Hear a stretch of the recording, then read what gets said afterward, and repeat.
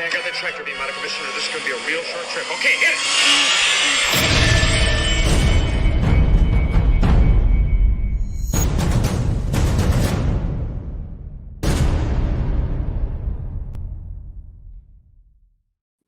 Oh, hey, what is up, everyone? Or nobody, whoever's watching or not watching. It's kind of an impromptu stream. We weren't planning this necessarily, but I just got back from vacation and had the opportunity to pick up Salacious Crumb from I had it dropped off at like a Fedex or something like that. So I got him. He's in the house, so I'm gonna unbox him and pull him out, see what I think about it, and we figured we might as well jump on and chat a little bit and hang out. So, yeah, how you doing, Jason? Doing good. A little bit of a head cold, so bear with me if I sound a little stuffed up. I got my trying to stay clear and fresh for the conversation, but other than that, looking forward to seeing your. I'm excited for you to see this. It's one thing to talk about it, it's another thing to watch it, but to actually have it in hand. So I'm really excited for you to look at this, set it up, and have see your first response to it. So yeah, I'm excited too. He's gonna go back in the darkness back here. I still gotta figure out how to light this up. But he's gonna go somewhere next to Chewy, and the idea is eventually to have the chess set around Chewy. Yeah. With him. I think he's gonna go over this way. So that'll be really nice. I'm looking forward to that. But just so people know, we might have to mention this a couple times. I didn't get this thing. Like, we had the opportunity Tom gave us the option. With the commission, he gave us the option of getting it shipped a little bit later with the actual packaging. Or actually doing something where we can just get, what's it called? Just get like the Sal just shipped as it is, as he is. So, which is still well packed and safely done. But what choosing to get it sooner rather than waiting a couple extra weeks was basically you were foregoing the die cut, right. Styrofoam insert, which I think it's one of those things where the fact that we all have, me and Chris picked it up in person, but you skipped it, Steve skipped it, I think Gabe and Lee skipped it. They all chose to get it without waiting a couple extra weeks. I think so. So that goes to show that despite the fact that it's going to have better packaging with the die cut and the proper inserts and whatnot, these are arriving well packaged, safely, and they were made in such a way, as we showcased the first time, to be assembled and to minimize or alleviate completely the chance for damage. Yeah, and as you mentioned, the box was basically bulletproof. The box is freaking impenetrable. Like, it's a beast of a box, and it came in two packages. At least the one I got with the base in a box, and then the Sal and everything else in another box. I've opened them very minimally. So, just so everyone knows, like, I haven't done a full on check to make sure things aren't broken or anything. So let's just hope it goes well. If there's anything that I need to get fixed, or, I'm fine with it. It's not a big deal. Like, that's the great thing about the Salacious Crumb that they're putting together now, is if an arm breaks or an ear breaks or something, they have those, they're all pieces they can send you separately. So it's actually really, really nice. And so anyway, I guess I can get into it. If anyone wants to hit us up with any questions or anything, if you see anything you want to chat about, just let us know in the chat, and we'll get to it. We'll go from there. Yeah. Anything else, Jason? You want to kind of let people know how this came about, I guess? Yeah. So again, it just was one of those projects that some people had showed interest in. I think there was a couple different people who had interest, and just like any project of Tom's, I don't know if we mentioned this last Monday. I don't know if a lot of people realize that when you see an edition piece, even CZ, that came from the idea of somebody wanting to commission a CZ and then turn into an edition. And that happens with a lot of pieces, which I think is a great idea and an interesting idea. So yeah, it was one of those things where a handful of guys got together and, a few people had put the idea out there. And we all sort of jumped in and made it happen, which was great. So here we are with the option to unbox them and then now see it as an edition piece, which I think with such a interesting character, such a iconic character, especially for Return of the Jedi specifically, it's just great to have something like this where it's so outside the box. And I know we talk a lot about different companies not willing to take certain chances and certain risks, but this was actually put out by Sideshow about 11 or 12 years ago. I think we figured out it was around 2008, 2009, and it was also sculpted by Tony as well for Sideshow. But I think this time around, he went a little bit further in detail just to give it that puppet look, and it's hard to capture in images. I mean, you really get to see how beautiful he is when you see the images, but in person, there's these nuance of details and small little crevices and little areas that just really stand out and catch the eye that you don't really see in the images or on camera. But yeah, it's just a hell of a piece, and it's another home run by Regal Robot and their team overall. And I think anybody who's looking forward to this is going to be more than happy and pleasantly surprised. And I gotta say, it's a sizable piece, and on display, I know on display it's just fantastic. That alone, right? The fact that you can utilize that or you can remove him from that is a great option in and of itself. But that just adds so much more to the piece. Yeah. Well, and you can see. Yeah, I'll show you guys this. You can see the texture of the leather. Like I don't know if it's actual leather or if it's. I think it may be a faux. I think we were kind of joking around last week about it. It's got to be a faux leather, but it's spot on, yeah. It's nice and soft, and it's just really pretty. So what really got me, Matt, if you look closely, at the slab itself, the weathering, the cracks. I mean, it's just like it looks like an actual piece of like stone. It's crazy. Yeah. Like this is nuts, dude. So Matthew Serio is asking, how is that attached? Matthew, I assume you mean the leather. It just sort of rests on top.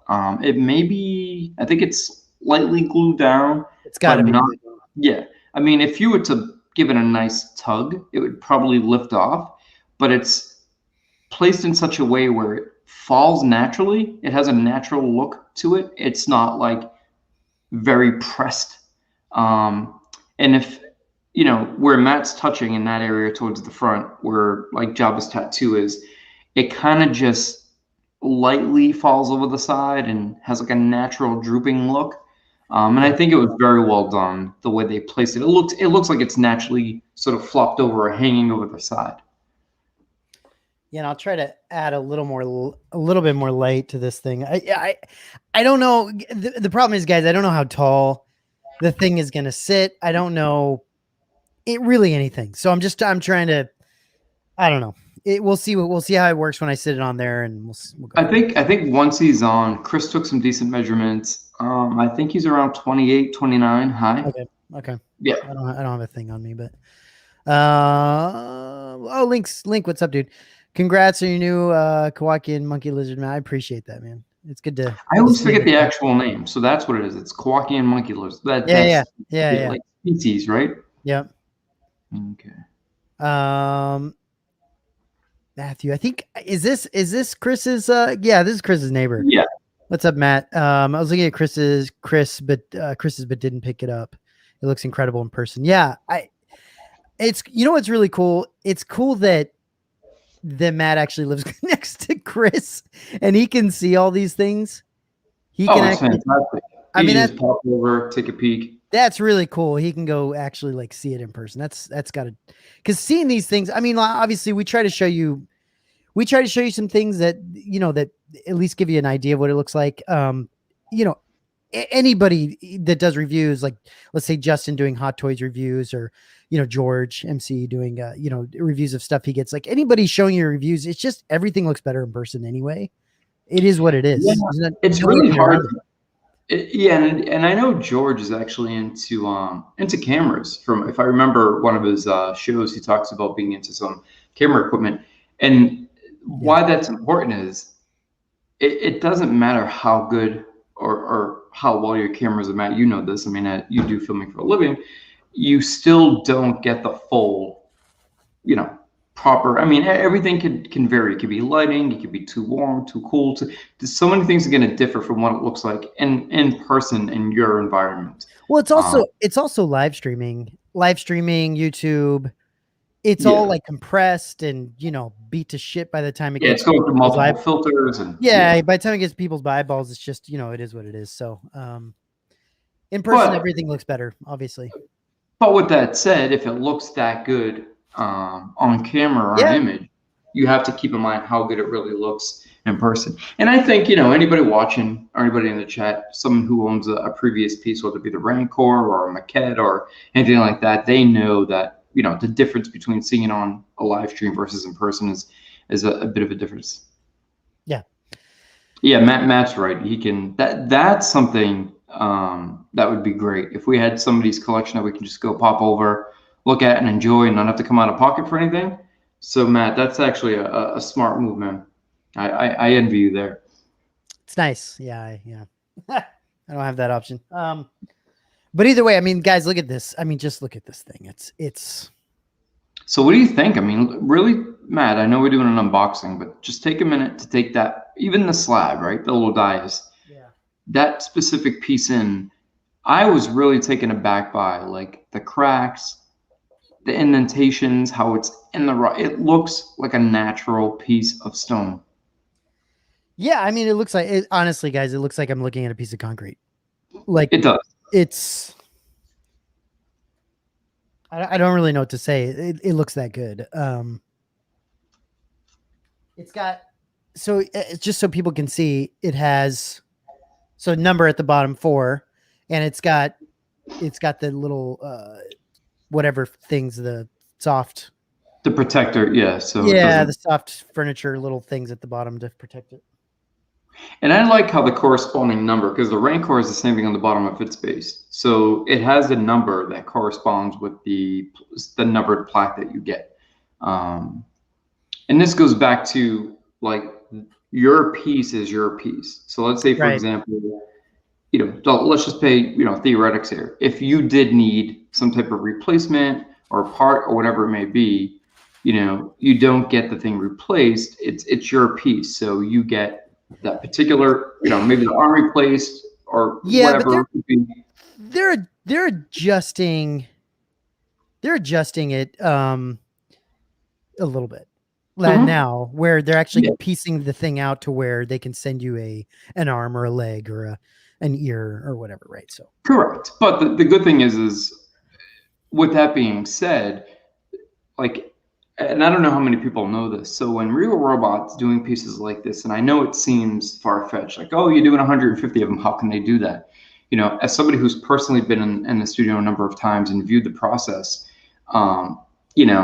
it does go through I don't want to use the word assembly line by any means, because it's all hand painted, but you have each person who has specific set of qualities. So one person will maybe work on the hair. One person may work on the base. One person may work on, applying the, details of, the coloring and contrast. And with that being said, it's noted. So when you go in, pieces are tagged. It'll say, for example, Matt or Jason or Mike or whomever. So it's not like they make a bunch of tauntauns, throw it in a box and send it on its way. Like when they're working on it, it'll say, this is Mike's tauntaun. This is Steve's tauntaun. So it's your piece. And if you ever need like you said, an arm, it's going to match your piece specifically because they've noted and marked down the process in which it was done and how it was made. And Right. that's something I think we take for granted. And, you know, we're so used to a sideshow piece, for example, not to knock them, coming off an assembly line specifically. And what? Bazinga? Please say bazinga. Bazinga? Yeah, you haven't heard bazinga? I think that's I can't remember what it is. Bazinga.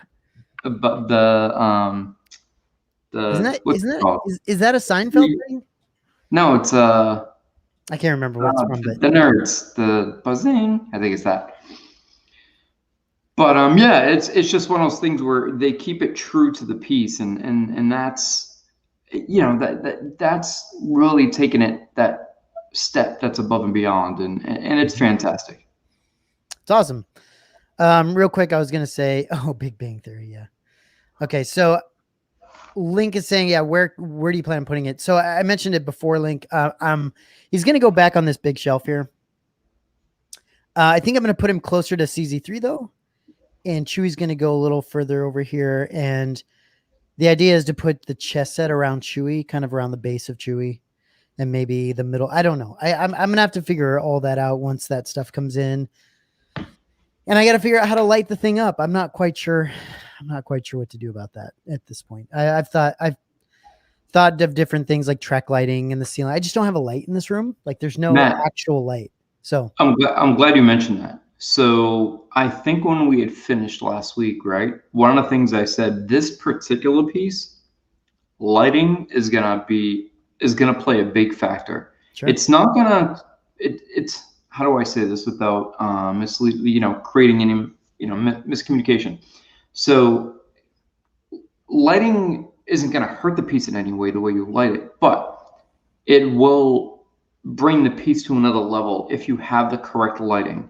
There's something very specific about the way he sits, about the colors and the contrasts used specifically on Salacious, that proper lighting can really bring this piece up another notch from what it already is.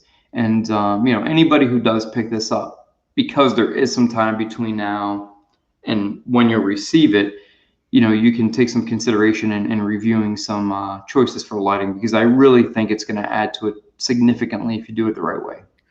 Yeah, I got to figure it out. I'm not quite sure what I'm gonna do at the end of the day, but not a huge problem.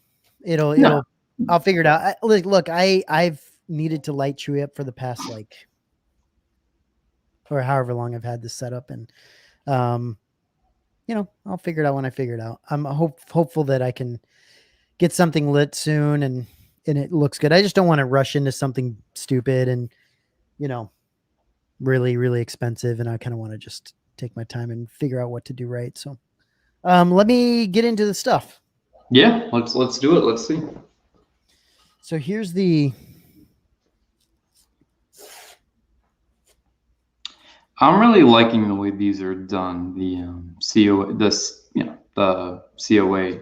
I like that they choose a very particular image, one that we're usually very familiar with or have seen many times, and they're very easy to frame. And isn't it interesting that everyone has to use the same gray and black Star Wars thing? That's across the board. Yep. The thing that everybody has to use. It's so freaking dumb. I don't know. I don't really like it, but same design as everyone else. Nick was asking, is it based off a completely new sculpt, or did they use the original puppet from the archives to reverse engineer it, like you did with the damaged Holochess characters? So Nick, on this particular one, Tony, the original maker of the puppet for Return of the Jedi, was the one who came in and sculpted it. Now, here's a weird analogy, but just like, if you're Paul McCartney, right, and you're doing a performance and you haven't sung a Beatles song in 45 or 50 years, you just because you're the one who made the song or created it, you're not always going to remember. It happens.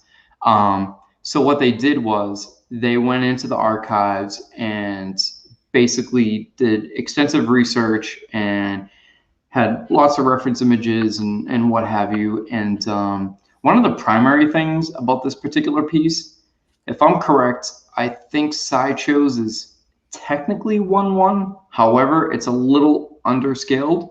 This is exactly 1-1, and that's because they went in and measured every part that they could possibly measure that they felt would carry over and give them the proper dimensions. Specifically, I think some of the more important areas were the eyes. You know, you mentioned you measure the eyes and you get those, you know, measured correctly. That gives you an idea of, you know, how big the head, the mouth, the surrounding area should be. Once you have the head and mouth, you know, you measure the arms and legs. And if I remember correctly, and I know there's certain things that are to be shared or aren't to be shared, but I think Tom Spina Designs may have had a part in restoring or working on restoring Salacious. Don't quote me on that. But just like, you know, most pieces, that gives them the additional upper hand or the additional advantage to get it more accurate and see those additional details that you don't necessarily catch if you're looking at just a reference image or a reference image alone. So having Tony and then having access to archival materials, reference images, and having those exact measurements really allow Tony to take this, you know, to the highest level he could possibly take it to. Yeah. Yeah. Well, and let's be fair. The sideshow, fantastic. The sideshow piece is fantastic. It's great. It's not, we're not, you know, I don't think this takes away from, you know, what that piece was. They did a really great job with it. I think think it's all going to be based on how you feel about the piece and your opinion on it. Everything I've seen, I feel like this piece is better, but you know, I can understand why other people would want that other piece, you know, and so it just kind of depends on how you feel about it. But Matt, I feel like this is the one time. So the Rancor, right? We all know that the Rancor is released at pretty much the same time as the sideshow one. But sure, we're talking about two completely different pieces. We're talking about a 1/6 statuesque sort of maquette or however you want to put it versus a 1-to-1 prop replica. And there were so many apples and oranges there. It was really hard to compare and contrast. And it became sort of an us versus them mentality of like, well, this one has presence and this one is meant for this reason. And then I see some people like Miguel, for example, who own both, or PJ, who own both. And because they're two very different pieces and sculpted by different people and meant for different ways of display and purpose. However, this is the one time where you can say the sideshow one, actually, if you have it, I don't know if, well, let's just say if you're thinking things through financially, I don't know if you necessarily have to make that upgrade because the sideshow one is actually that good. It's a great piece. It displays well. It falls short in some areas, even though it has a low edition number. It was still technically a commercially mass-produced piece. And although Tony sculpted it, there's a different, you know, format and the way it was done versus the way it was done with, you know, in collaboration with Tom and his team and Regal Robot, because they focus specifically on getting it exact. And just real quick before you keep going on this, look, I want to remind people, you know, as more people start watching and, you know, different people come in and out, this is not what you're going to get. This is what we told, you know, Tom asked us if we wanted the actual packaging that it's going to go out in or this kind of stuff to get it quicker. And I didn't want to wait. Because I knew he'd ship this stuff out and it probably will be fine. So I didn't want to wait for it. And so we got it shipped out like this. This isn't going to be how your situation is. So they're getting actual, what is it? Is it die cut stuff that they're getting or what? Yeah, it's all custom. It's all custom die cut foam. He's going to be placed strategically in a specific way. And, you know, it's going to be shipped like you would see most, you know, statues or maquettes or what have you. It's going to be a little bit more customized versus just, you know, wrapped and set in such a way to protect it. So I think, and this is something that has been being worked on and thought through prior to things that happened, you know, with the last release, it wasn't a response to that. It was already being done regardless, because of the complexity of Salacious and the variations of his parts and the way he sits and rests once complete. So the fact that it was thought through, you know, for quite some time, I think they really met and you know met the challenge and you know superseded what it needed, that criteria needed in order to ship this thing properly. So I feel confident, having seen it, having seen the way they, you know, made this thing, that, you know, we're not gonna face many issues if at all. Yeah, and I just you know, we're gonna say this over and over, guys. So just understand, like that is one of the things that that Regal Robot and Tom don't want you to get mistaken here. That everyone that's getting this thing, you know, the people that commission this, that are getting this early, aren't getting the actual like product as it's going to be shipped to everyone else. And we chose that. That's our decision. That's not their decision. It was presented to us. We did have the option of waiting a couple of weeks. It wasn't a long time. I think it was what, maybe a week or two. It wasn't that long. Yeah, it wasn't a long time, but like every collector knows, anybody watching, anybody in the chat, you know, we have a hard time waiting. We're like children, and you know, it's just one of those. Well, because we've been waiting, knowing the thing was being made, you know, for a while anyway. So like, yeah, the anticipation and the excitement was building, and yeah, I mean, we're like little kids. We want it yesterday. Yeah. You tell somebody they have to wait another 2 weeks when you know it's coming. It's like, no. Geez, this thing is. Yeah. This thing is wrapped up tight.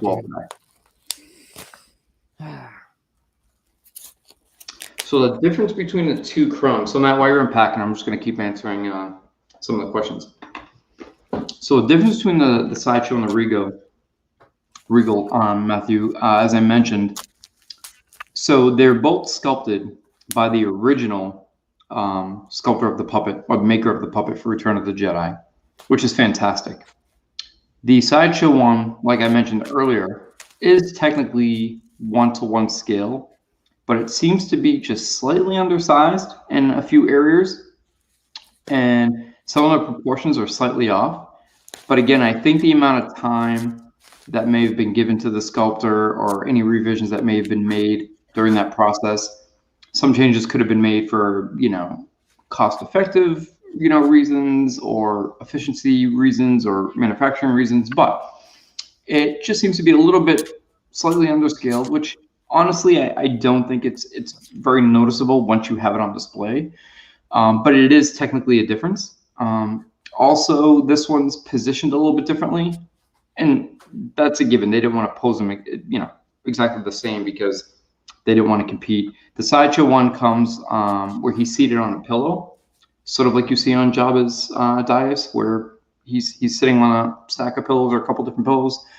This one, they chose to forego the pillow and just put the leather sort of hanging over the piece of Jabba slab. So those are some of the small variations. Some of the larger, more standout differences that you'll see is the eyes on the Sideshow Salacious are sort of stuck on, and they're a plastic eye, which again, Jason, it looks like he's like, I'm suffocating him in like a movie. Like I'm like, tell me where it is. So the eyes on the Sideshow one are just plastic. I think painted plastic, if I'm correct, and they just rest on the statue or the sculpture. They're just sort of glued in. Where these are done in a taxidermy style, and they're glass. I think glass or acrylic. I don't know exactly, but if you go to the Regal Robot page, it gives you the breakdown of all the details, but the eyes are very realistic. So when you see the pupil and the iris and the different colors, you see it under the dome of the glass or acrylic, and they look much more realistic. And you even have sort of like the human eye, where around the white part where you see like a little bit of the pinkish and sort of like flesh color, he has like a black line, a black ring that you can sort of see if you look close enough. And I thought that was interesting to give him the taxidermy style eyes because it really adds to the lifelike effect. And I mean, I'll be honest, it's kind of creepy. You know, when he's staring at you, you kind of like, you know, Chewy has these piercing blue eyes and it's Chewbacca. But when you get Salacious looking at you with these, you know, black pupils and these yellow eyes, you're kind of like, eesh. You know, because it's much more realistic. So that's another difference. Oh gosh. Finally. And one last thing I'll just say before Matt gives us his feedback on this is the hair. The hair is another difference. On the sideshow, it's a lot more thinned out and kind of wavy and curly, and the color is much darker. On this, the hair matches the screen use puppet pretty spot on. It's like 99.9% exact, which is fantastic. And it's a little bit thicker, a little bit fuller, looks a little more natural. Yeah, it's a little bit more realistic looking. Yeah, so he said he had saw that in the details at a different level, and it really is. And as good as the Sideshow one looks, and as great as it displays, ironically, the Sideshow one's still going for about $2,000-3,000 in the secondary market because it's a very popular piece. But I think at this point, people may stop doing that now that this is available. Yeah, I mean, this is, so Matt, first impressions. I know he's not assembled, but just looking at his face, what are your first impressions? Yeah, it's crazy, man. Like his eyes are, he just looks, he looks crazy. He is crazy. That's the thing. Like he's supposed to look like a freaking crazy little monkey thing. And he does. Hey, it looks like he's about to bite you. Yeah, and the neck looks really good. Like the neck is surprisingly just, it really catches your eye. It looks, all right, it's a statue, right? For obvious reasons. Tom is smart enough to know that as much as it would be great to replicate these things like a puppet, it would deteriorate over time. Right. This is why he does it in this material. But despite it being this material, it mimics and looks like an actual puppet. Yeah, they did a great job. I mean, you can see like some of this stuff right here is like all the folding and, you know, the stuff you would get from actual material. Like all Takatri's saying the fuse lighting really makes the details stand out. And that's one thing, unfortunately, I didn't have. My lighting wasn't the best at the time. Chris's lighting was a little bit better in showing the contrast and colors, but Matt, yeah, that's really bringing out all the little wrinkles and pulls as if like you're seeing the hand up in the puppet. Yeah, even around the eye, the crustacean, I don't want to call it his beak. Would you call that a beak? Yeah, sure. It's got a little bit of a shine to it. Looks like it's got like a shell sort of. You can see the hole where the ears go in. Yep. Yeah, which once the ears go in, that is almost eliminated completely, which is unbelievable the way they did that. Yeah. I mean, look at all the bumps and creases. So Matt, if you can, just because we get a really good view on it right now, the way it is, if you want to turn him back around and just give us a peek at his eyes. Like close up or? Yeah, just a quick little. So you can, this is one of the most significant differences when comparing and contrasting the two. Yeah, right there is a good angle. So when you see that coloring of the brown, the black, those circles, they're underneath. I believe it's glass. I want to say it's glass. I might have to check the details again. And then he even has, like I said, an additional black ring where you can see under the folds of the eyelids. Well, what would be Salacious's eyelids? You can see the black in there. And it's not painted. It's part of the taxidermy process of the eyes. It's just crazy, man. See, that's the thing. I love that little smile when you're just staring at it like, damn. Here's the feet holes. Yep. And Matt, you'll notice on the arms, so the hair, right, on the armhole purposely lifts up and has like a little lip. Yeah, I see that. And so you can hold that and you gotta give a little pressure, but you can slide that in. And it's done in such a way where it hides the seams impeccably, but I really like how they left that little lip of hair to lift and insert. So you can see all the colors on his back a lot better here.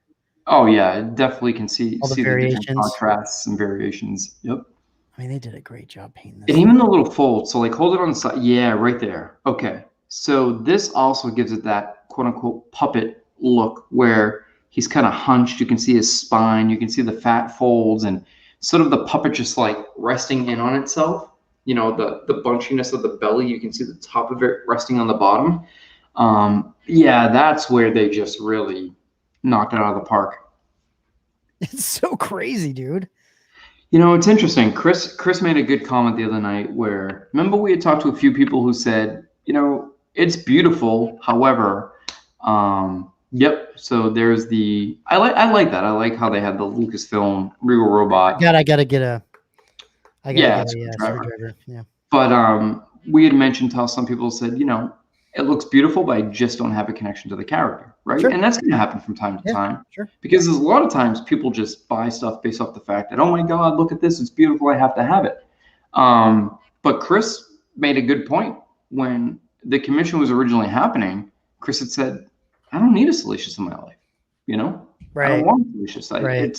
It's not really at the top of my list. And once it was nearing completion and I saw sort of towards the end steps over at Regal Robot Studio, I had mentioned to Chris, I said, well, I think to both of you guys, right? I said, guys, man, you get to see this thing. I said, it's second to none. I said, you can't pass on this. And I think that got Chris, you know, thinking. And at that point, even though he didn't have an affinity for the character specifically, he's just smitten. I mean, he's over the moon about the piece. Sure.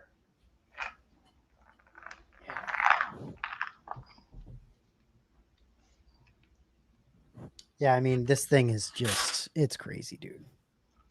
So here's the thing, Matt. This is sort of my thing where every time you get a piece in, we did this with a rank car. We oohed and we ahhed and we drooled over. And I still do to this day. I look at the thing in it and I marvel at how well done and how beautiful it is. But then you see something like this, yeah, and you just you gasp to catch your breath, and it just makes you think like every step further, every new project, every time they take on something new, learn something new, implement something new, it just gets better each time. You know, you have companies that make things and they do a great job, but it's continuity. You know, each piece is across the board. These things tend to supersede each other in a way, you know. I mean, they're hard. It's hard when somebody says, "Well, what do you like better, Sal or Chewy?" That's a difficult question because you're talking about two complete different things. But it is one of those things where every time they come up with something new, it's just one step above, and we've never really had that before as collectors. Yeah, someone was mentioning the stone again. Yeah, the stone is a work of art in and of itself. Even the bottom. Look at how much darker the bottom is. How it's got like that. Like this bottom or the bottom? No. Like just towards where it just has that buildup of natural dirt and grime and calcite and like natural stone would have. I mean, look at that crack, dude. Oh, it just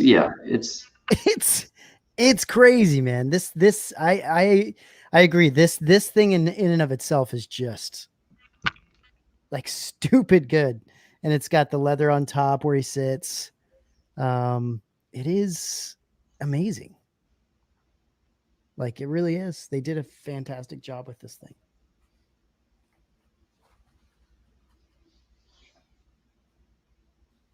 And everything's not crazy heavy either. Like, I'm not worried about Sal.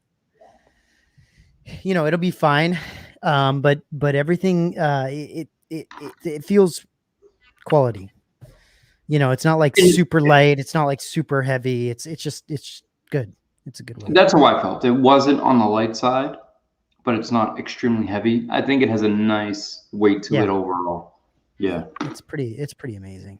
Should I grab a screwdriver real quick? Is that? Yeah, grab a Phillips and you pop that off and we'll go through getting the legs and the tail on. So Matt can pretend it's really heavy as he lifts it and it would be believable. You know, honestly, the way it looks is true, but you probably shouldn't take too much stock in that because I lift everything and it's heavy to me. So like, you know, it's not a big deal with my little noodle arms. I lift everything I lift up. I'm like, oh shit. I pick things up and put them down. Dude, like those XM statues. I have a hard time moving those give you anywhere. the Jimmy arms. Those make your Dude, arms. those are like, yeah. And that, like, if anybody's ever carried like groceries up the stairs, you put them down, your arm still feels like you're carrying it. XM statues do that too. You put it down, your arms are still wiggling.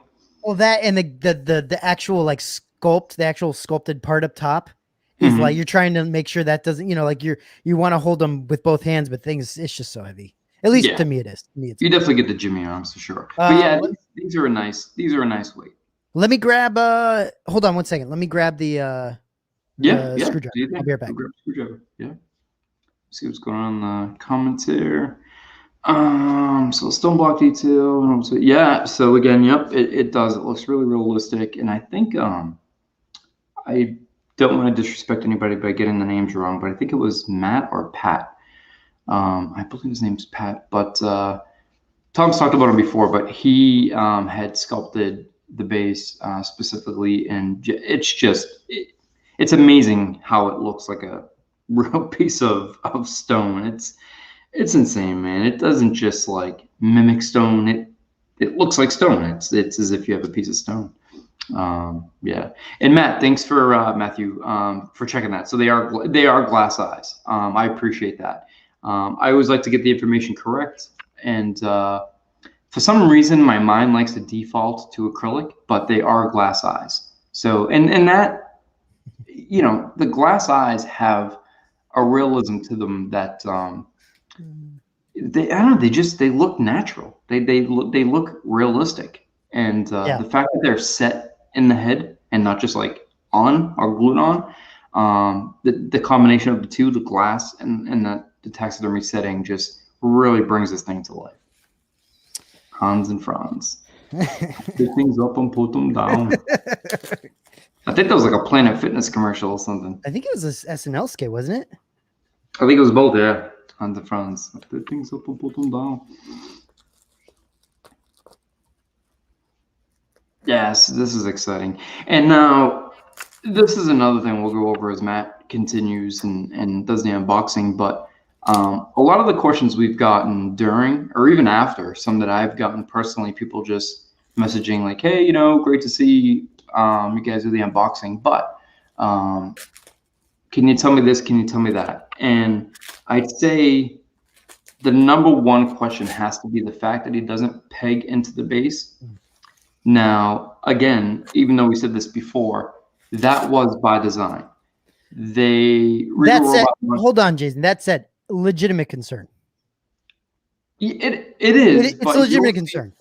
Okay, but you'll see as you're unboxing and assembling, you'll see it's going to be a lot easier to explain or discuss again, because it is the number one thing that I've gotten after the fact. Throughout the week, I've gotten a handful of those. And here's the thing. Regal Robot wanted to give you the option to display it on the dais or display it off.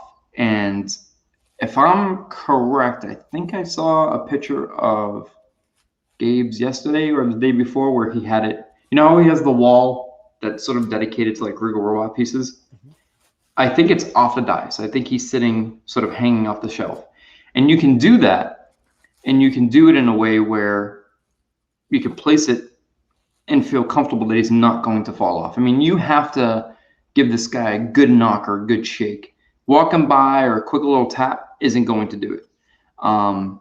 Yep.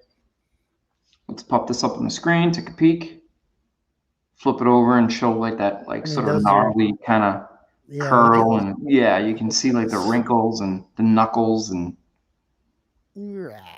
gross, even under the fingernails. You see the indentation underneath the fingernails, Matt? Like on the bottom? Yeah. Crazy, right? Yeah, you can see it right there. Yeah. Oh, it's freaking crazy, dude. So what I would recommend, that's his arm. Let's put the feet on first, and then the arms after the feet and tail. Okay. This is an arm, you said? That's an arm. So if you look at feet on first. Okay. If you look at the part that keys in real quick, Matt, before you put it down. Yeah. So it's not just a piece of, I want to say resin or, whatever the material is made out of. It actually has metal in it. So the arm has metal in it, and that piece coming out that keys into Salacious has metal in it. So anybody, because you do have to apply a little bit of pressure when you're inserting it, And you can do so comfortably without worrying about breaking it. Yeah. Okay. So that's important. What a strange creature. Yeah.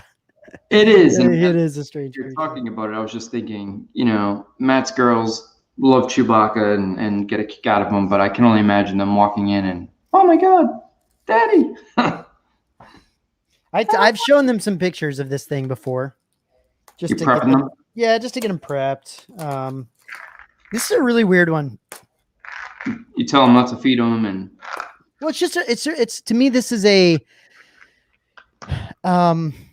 really just strange one to have in a collection. If you don't, I don't know.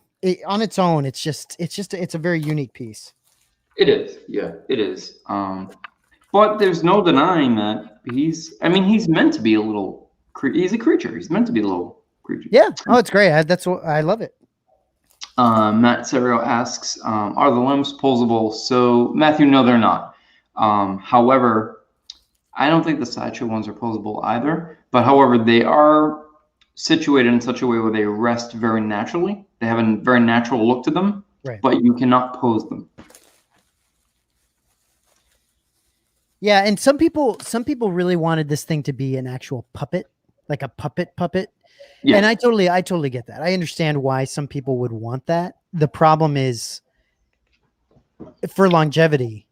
I don't think any of us should want that for longevity in terms of wanting our collectible that we're spending money on to last a long time. But that being said, I don't know, coming into like new technology, new materials. I don't know. Maybe there is some sort of material that you could make a puppet last for a very, very, very long time. I don't know. I'm not sure. I just know that this, making this thing look like a puppet, but actually not be a puppet and make it last a long time is probably the best way to do it right now. Now you don't have to have the concerns of, do you have a humid climate, a dry climate? Right. Is it exposed to a number of UV rays, things that are going to damage it? And that's the problem with making a replica of a puppet. That's where it comes into question. I mean, even things like J&D Studios, right? They use what they call the medical grade silicone skin, but they straight up tell you, and they're very honest about it, this has a shelf life of approximately 30 years. So approximately 30 years means it could last 40 years and look impeccable. It can last 15 years and look impeccable, and then start to degrade and break down. This thing, unless you actually do something to it or damage it, by human error or to your own fault, is going to just withstand the test of time. Man, they really, even just like this, they pack the hell out of this thing. It's pretty amazing. Keep rolling over all the bubble. Here's the other shot of the other arm. Yep. Let me go to there we go. Yeah, give it a turn so we can kind of see like that. So you can see like how gnarled and curled and whatnot the hands are, and the fingernails almost have this like slight bit of sheen to them to give them that natural sort of like nail. It's just weird. They have a slight little coating and grime, but I mean, it looks like if this guy scratches you, you need a tetanus shot. Yeah, for sure. Yeah, he's got hepatitis all over those nails. Like it's disgusting. And it's just, I mean, it even shows you like even all these like wrinkles, like it's so like, you want to say, oh, that's like the wrinkles he would have for a creature, but it's actually kind of, if it looks a lot like the wrinkles you would have if you were a puppet. Yes. You know what I mean? Like that's what it looks like. It looks like material wrinkles almost, That's a good catch, Matt. You're correct. And I think that's what I think both me and Chris noticed that right away, that it has a real lifelike puppet effect to it and the way it was sculpted. And of course that was by design, but it's just almost as big, just about my size of arm. Look at those biceps. Little smaller. Woo.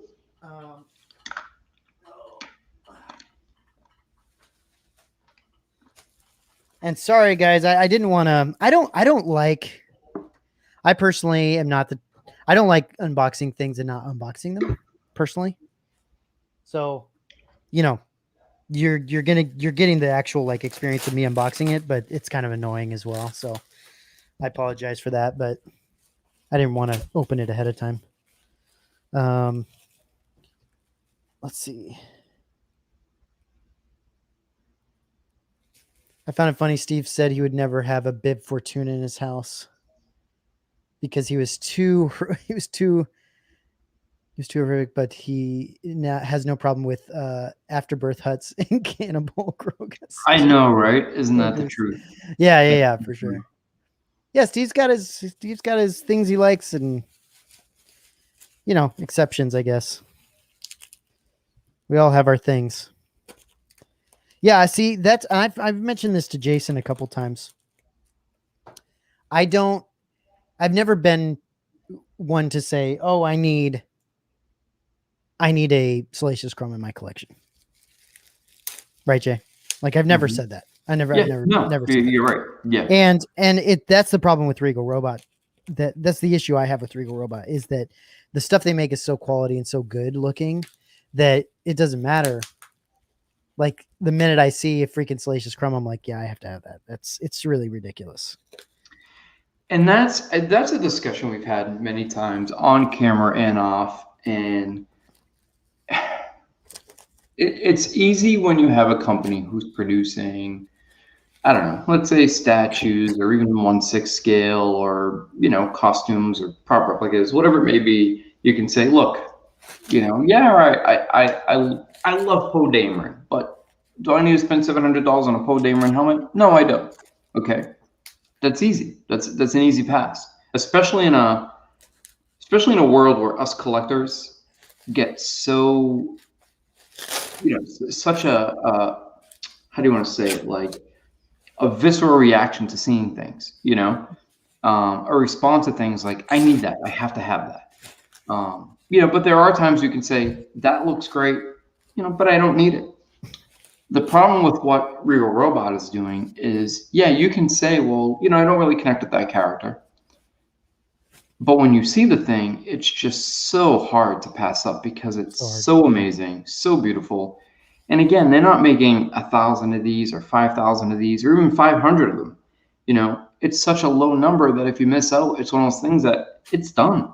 Because people that are buying these, you also have to take costs into consideration. People that are buying these are buying them to keep them. Sure. You would think so. Yeah, you would think so. Well, I mean, there's exceptions to the rule, but for the most part, these are usually things that, There's so much bubble wrap. Yeah, it's all right. I really appreciate Regal and Tom and those guys packing these things up so well. Hey, Greg, what's up? So here's the leg.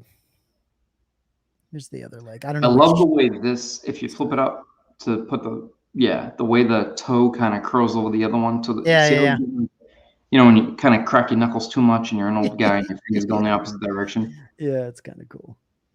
Yeah, it gives you an idea of the bottom of the foot even looks all messed up. And Matt, put your hand up to the foot. I mean, give people an idea of the size. He's not small by any means. No, it's a decent size, yeah. And then it's got the locking wing nut, lug nut, the wing nut at the end. Pretty sick. Should I open the other one first and then put them both together? Open up the other leg and then we'll start the assembly and go from there. Yeah, and if you guys have any other questions, let us know. I'll try to, once we get him together, I'll try to get more light on him because he's kind of sitting here in the dark. But and again, maybe towards the end I'll show you the dais again, the piece at the bottom. It's freaking amazing.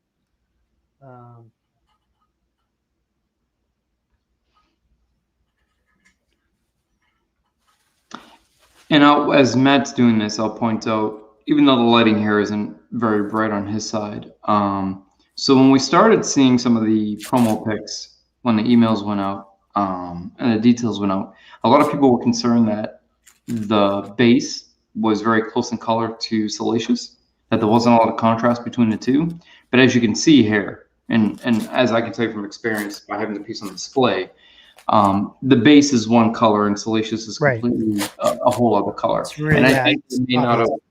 Yeah, I think for photography purposes, they had a white background. It was a little bit washed out, which it happens a lot. We see that from time to time. But some people are like, oh, he's kind of light. I don't remember being that color, but no, the actual piece is spot on. The color, the texture, the details, the spots, the lines. It's all there, and it contrasts, magnificent.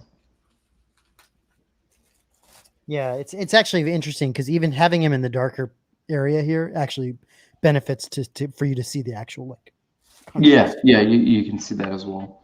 And I really like the approach they took this time around with the builds. I know there's always concern with having to attach pieces about seams and how visible they are, and are they going to be an eyesore? But these can quite well, and once they're in, you don't see a lot of seams, and those that you do were intentionally done in a way where it mimics the puppet because the puppet was made that way.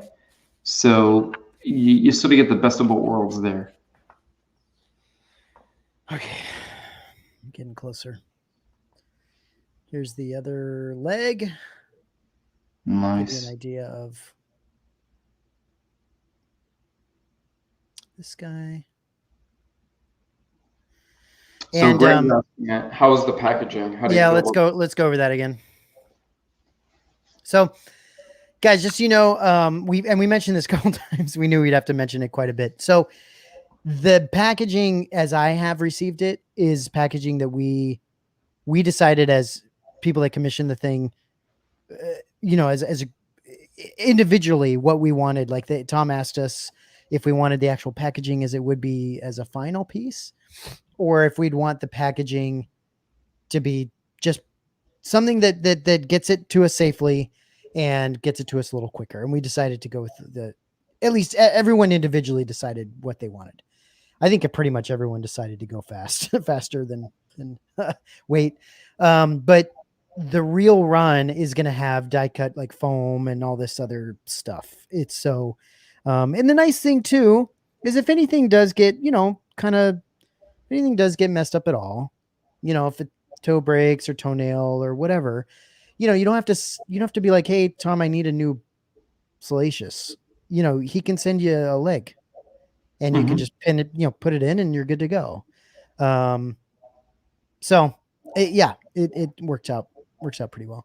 And Matthew's asking, how do they ship? FedEx, UPS? They ship FedEx, but keep in mind that so they'll have, which I'm not a big fan of FedEx, to be honest, completely honest, but they'll have the actual die cut stuff. The boxes that they use this on the Rancor too. The boxes are like ridiculously, they're just so well made and so like thick and stiff. I mean, there wasn't even a dent on this box, on any of these boxes. Like they came very, very nice. And just so you guys know, I was on vacation, so they tried to deliver this thing like 2 times until I had them deliver it to a FedEx near like a ship station or whatever near me.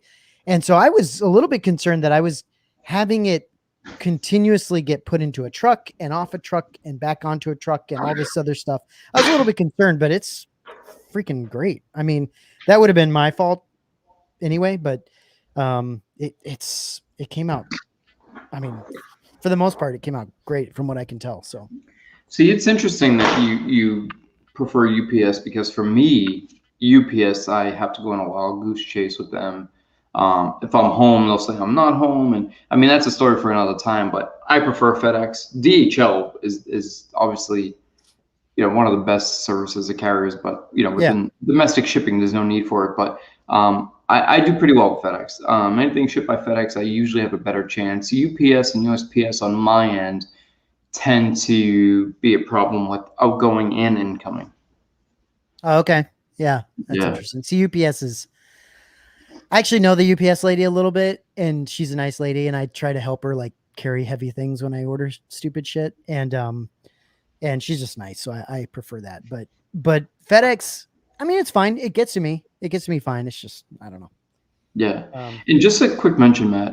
We were talking about this earlier. So when you're waiting on your delivery, so with the FedEx and with these pieces specifically, because of the value, because of the way they're done, if you're not home, it's not one of those things where you can just sign the door tag, stick it on the door, and let the driver pull it and be like, oh, okay, well, somebody signed for it. I'm just going to leave the box unattended. Right. It needs a direct signature. And that's important to note because there's various reasons for that, but it's just important to note that there needs to be a direct signature. And I think that protects everybody involved.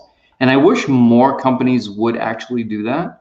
Well, I think Tom was a little bit frustrated because due to COVID, FedEx and UPS, and I think they kind of just did like they would just drop it off and be like, I don't want to get COVID. Here, take it. Like they don't want to, And so now, and that was understandable considering the circumstances. But when that was happening, and funny you brought that up, I had some issues with Sideshow where UPS would just leave packages unattended or just roll them off the truck and drive away, and I'm like, well, where is this thing? Because I was expecting that, you have to sign for it. But now it's one of those things where I don't think they're getting away with that too much more. That's so interesting. Yeah, isn't it? So very well thought out here, very well engineered. It's hard to see, but you guys can see the inside a little bit here. Let me see if I can show you the other side here. But yeah, really, really cool looking. So both legs and the tail key in with a wing nut. And then the arms. Look at this. Look at this. See? Kind of a puppet. Yeah, there you go. Stick my arm up his ass. It's crazy. Okay, so basically the idea is sorry, a little bit hard to do. So is this this side? Yep. And you'll notice too, once you start getting him assembled, Matt, he doesn't have to sit flat on the dies. One of the things I did was I turned the dice at an angle, and his feet still rest. It goes over the side, the way the toes are, and then the other one, the heel rests right against it. So you can turn it. You don't have to have like Jabba's tattoo showing. You can move it you can basically have him sitting anywhere you want on the dais at an angle, one side, back side, or you can take him off completely. And this is important. This is what we were talking about earlier. One of the biggest concerns is him not keying into the slab. You'll see once the arms and legs are on what I mean about that, why it shouldn't be as much of a concern as people are curious about. Okay. Yeah, and Greg says he figured as much that the commission packaging would be a little bit different. And the reason why we kind of drove that home a little bit, Greg, is when we initially did the Rancor unboxings, it was sort of similar where, Matt had just kind of got some of the pieces, ready to go because, it was a larger box, a lot going on. And when you're doing unboxing, there's a lot of crackling and crinkling and all that going on when you're trying to unwrap pieces. And someone had taken a screenshot of just the paper filler. And these rumors started that the Rancor was just wrapped with bubble wrap and basically, packing paper, which totally wasn't the case because that had custom inserts and a way to rest him and sit him in as well. But, it's just good to emphasize that, if you are going to spend this amount of money and purchase something that is very dear to you and something that you're looking for your collection that you may consider a grill, you want to make sure that our eye is well protected, and we can assure that it will. And guys, just so you know, it's so hard to unbox on camera. Like, for me to unbox this and like sit here in this chair and do this whole thing, it's so annoying. Like, I've unboxed all kinds of stuff off of camera, and it's so much better to freaking do it off camera because you can put it wherever you want. You can take your time. This is so freaking annoying. So just bear with us a little bit here because it takes. Yeah, you don't have to be when you're off camera. You don't have to be conscientious of how it's like. Right now, you got Salacious sitting on your lap. Like, if you weren't on camera, you'd be on the floor screwing the feet Right, in, and exactly. Now he's bent over. His legs are up in the air. He's being I'm taking advantage of him. Yeah, yeah. But it's what it is, and I think it's good. And the more people see this, the more people see, because the time's going to come where people start to place their order, and as they start to arrive in 6 months or 9 months, whatever the time schedule ends up being, I think we're looking at a late spring, early summer of next year. Right. I could be wrong. Don't quote me on that, guys. But you'll find more details if you go to regalrobot.com and you visit the Salacious page. It'll give you the full gamut of details there. But yeah, it's just the assembly process. It's always good to get an idea of what you're getting into before you receive the piece. Do I need to? I can close them up, right? Once the feet are on, once the legs are on. No, you want to put the tail on as well. Okay. So once the feet and the tail are on, then you can close them up. And you notice how you don't really have to like take those wing nuts and really tighten them to the point where like you can't twist them no more. Yeah. Just get it right to the point where it starts to stop, and that's good enough. You don't have to like. I twisted them pretty hard. Oh, okay. I mean, you can, but I'm just saying. There's a washer on there too, so. Yeah, but now that I know he's not fully assembled yet, but are you getting an idea of what I mean of how well he places on the slab? Yeah. Yeah. Like it takes a little bit of. It's gonna take a little bit to try to get him off that. It'll take a good earthquake to get him off, but I'm sure that'll happen. So. But the concerns of walking by or knocking into him, it's going to be really hard to knock him off. Yeah. Really hard. Yeah. I mean, unless you're like. Look, I think it would make me. I'm not going to lie. It would make me feel better if he was keyed in. But that said, I don't think it's a must for this piece to be keyed in.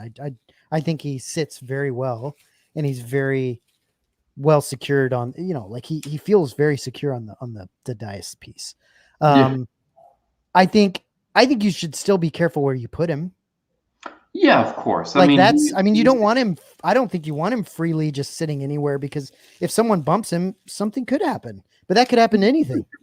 It's not to say that it can't. Yeah, you're right. But I just think so many of the concerns were, oh, he's just sitting, and if he's light or if he's this or he's that, he's going to fall right off and smash to 1,000 pieces. Yeah, and I think that those concerns can be alleviated knowing that he's getting a decent amount of weight to him, and he's designed in such a way where he places well. One second.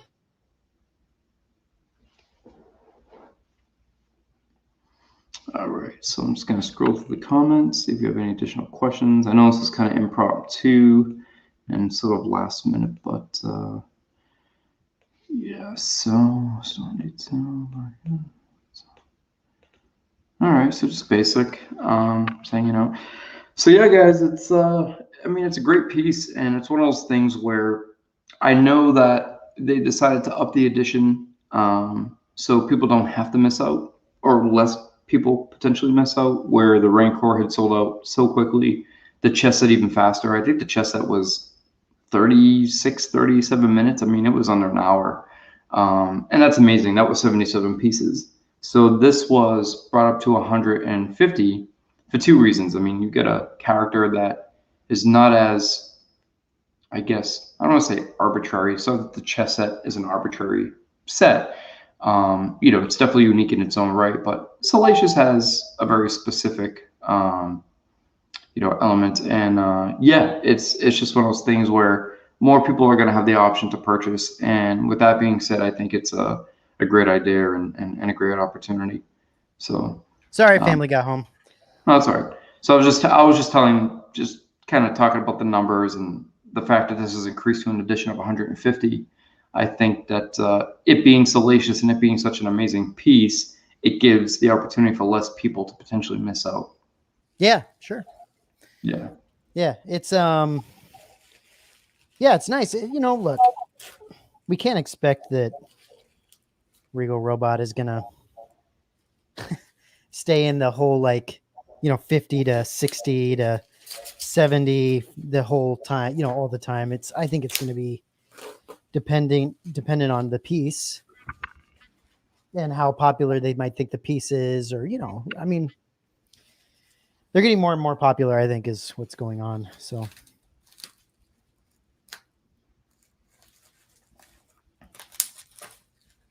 getting close, guys, getting close. Oh, there's the tail. Here's the tail. Yeah, the tail has a little bit of a foam protector in the initial shipments. Yeah.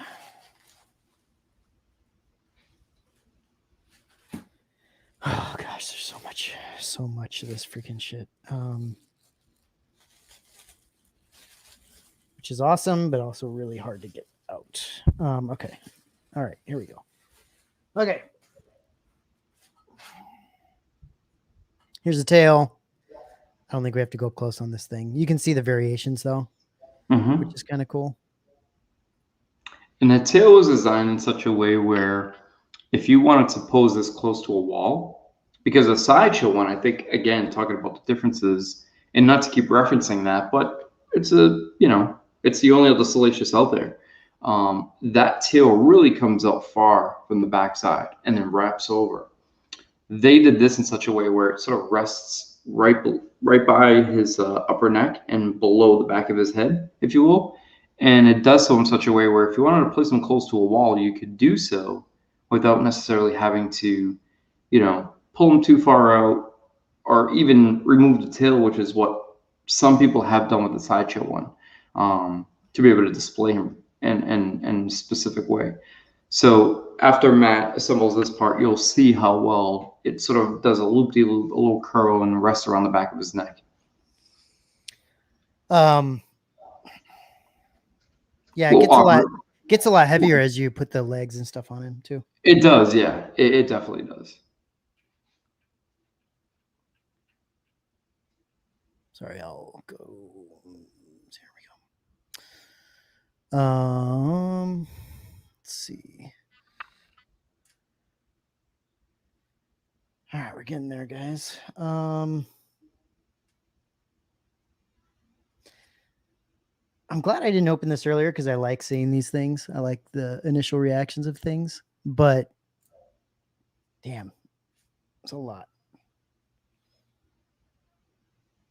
Okay, let me see here. So how did you put this thing on here? Like, how do you sit him? Okay, so you mean like because you're yeah, like how am I supposed to like? So I rested mine. I don't know how you're positioned in your chair. So I rested mine where his head was like his head and his back, like as if he was laying backward, were on my lap, on my knee. Okay. Yeah, like that. And I left enough room for the bottom to be open to insert the tail. Once I got the tail inserted, I lifted him up from the back of his head to rest the tail in its position. So just be patient and take your time on this particular one. But once you get it keyed in, you'll see what I mean.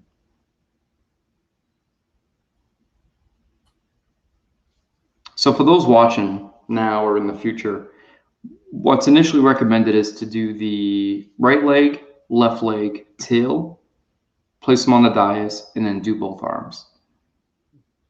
And it's important to do the legs first because he also has that bottom that Matt showed where you see the Lucasfilm / Regal Robot. That will sail it off. And the arms just key in. They don't actually need to be bolted in.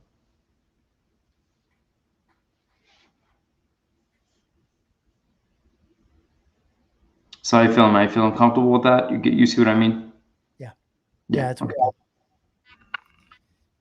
Okay. And pretty easy. I mean, with the exception of having to move them around a little bit, which most people aren't going to be unboxing on camera. The assembly is pretty straightforward and fairly simple. Yeah, the only thing I don't know is if I have the tail seated like it's supposed to be. You know what I mean? Let me see. The top part should wrap and almost look like it's resting on his top of the back or below the head. Yeah, it looks right. It looks right. Just if you can, just lift them slightly so I can see on the camera. Yeah, that is correct. That's proper. Yep. So it comes out enough to give the natural tail look, but not too much where you're stuck placing him a foot away from the wall. Yep, and then you put this thing back on the Yep, hole. you put that back on, get him sealed up, and then you can do the arms after. There we go. So I think it was very well executed. I think so too. Yeah, I was not only impressed but very happy with how well it was done, but how simple it was to assemble and get on display. Definitely don't want to strip these screws. No, and I mean I can't picture, unless you're trying to hide something in there. I can't picture a need to open and close it more than once. Be a great place to hide something, though, wouldn't it? Yeah, you can put your stash in there, right? Be great.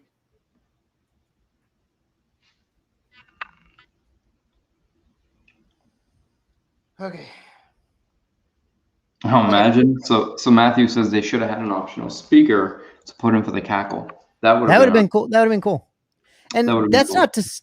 That's not. There's not to say that you couldn't figure that out yourself if you wanted to. If you wanted, you could actually add that inside. Yeah, you could probably do it. It's not a bad idea. It's just, you know. Let me see here. I'll make sure I have this in here right before I go. Let's see.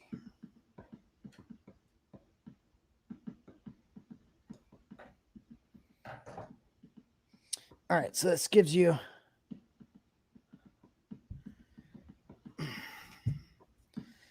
an idea of what he looks like with the legs and everything inserted.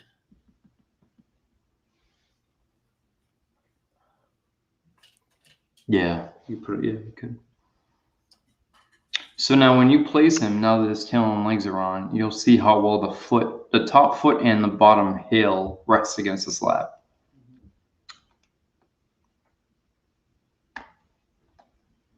You see what I mean, Matt? Yeah. Yeah, it's good.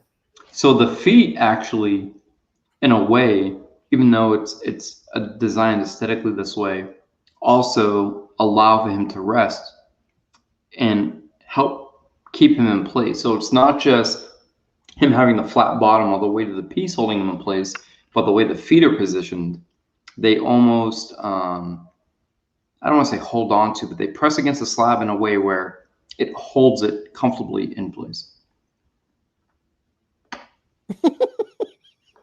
It's radical, huh, man? It's amazing. He's such a crazy looking freaking dude, man. It's amazing. See if I can get more light on him. Gives you a little better of an idea here.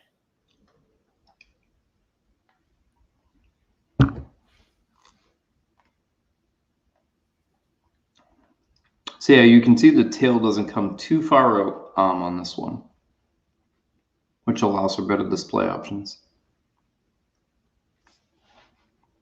Yeah, and I'll say that the only thing I'll say is that it's going to depend. I guess it's going to depend on everyone's different pieces they get. If the tail fits in perfectly and rests, doesn't give you as much of a seam or not a seam. Mine has a little bit of a seam, a little bit of a gap there, but for the most part, I mean, the legs fit really nicely.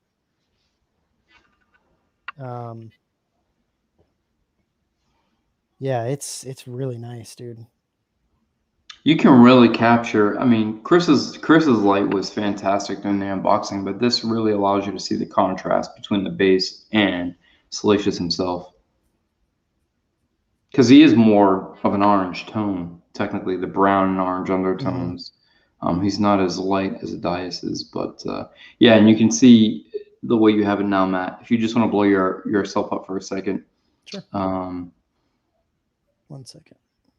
From this angle, you can see how well the heel or the palm of the foot rests up against the slab. Yeah. just to give people an idea.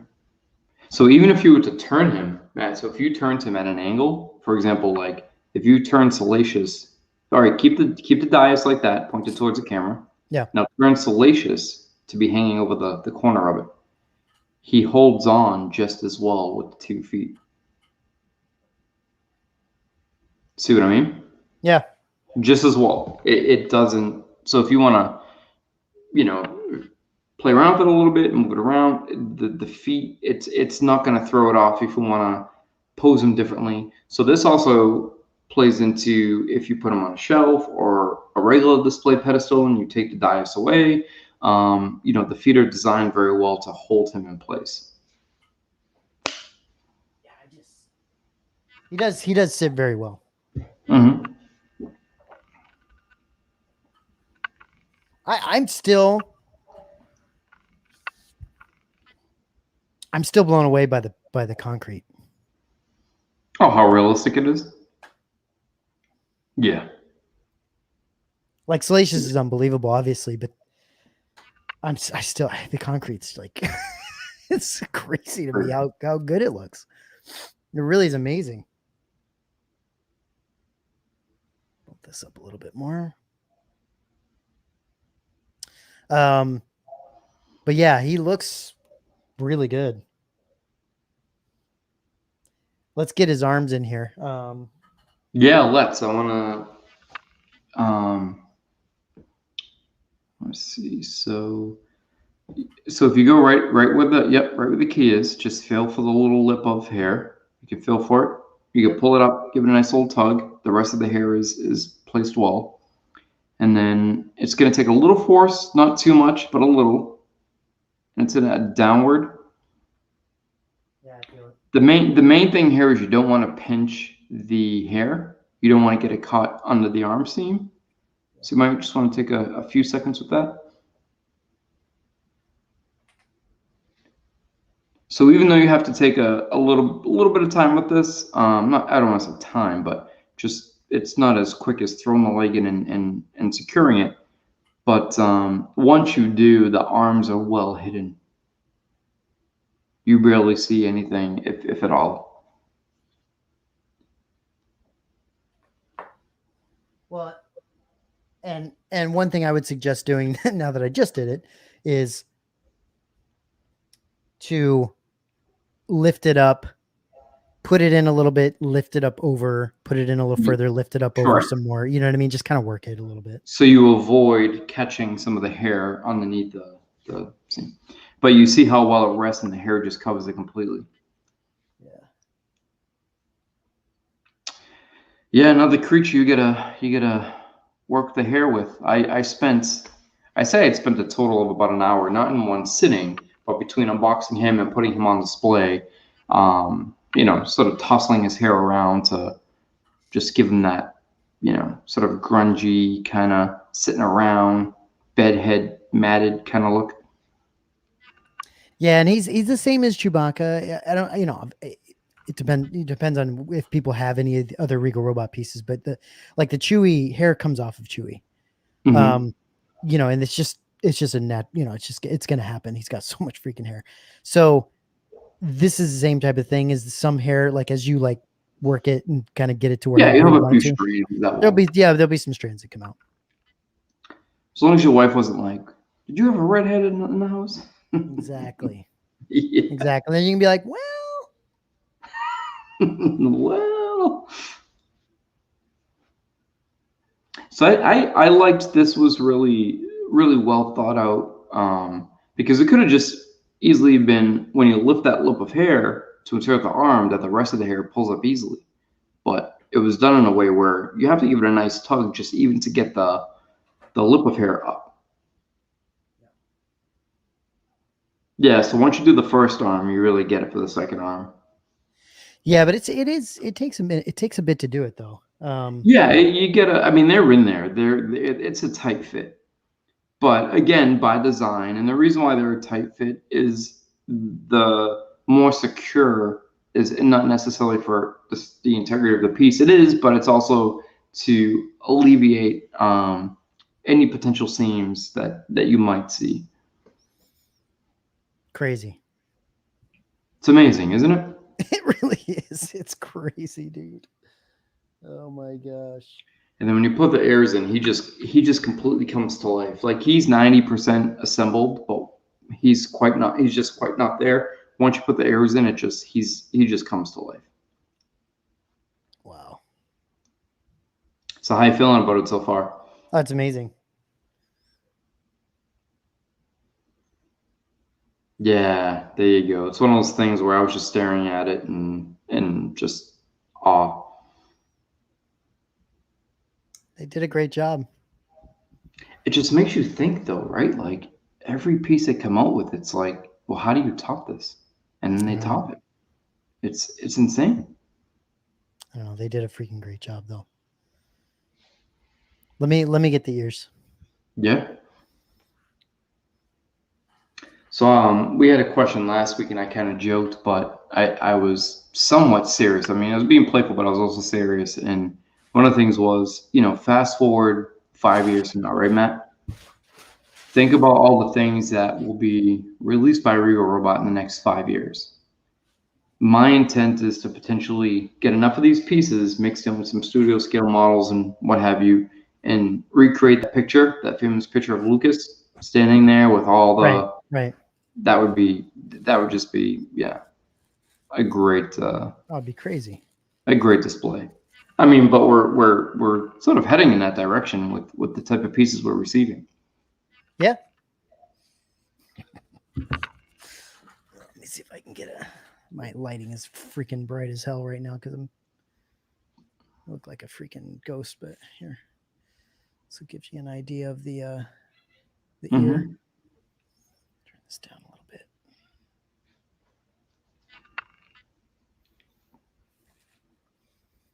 So you got a little hair coming off of the ear there. And it's subtle. The hair around the neck is heavier than I mean, it's accurate, but heavier than what you would see on the sideshow. But the hair in the ear is a little bit, it's not as heavy, but just naturally falls well.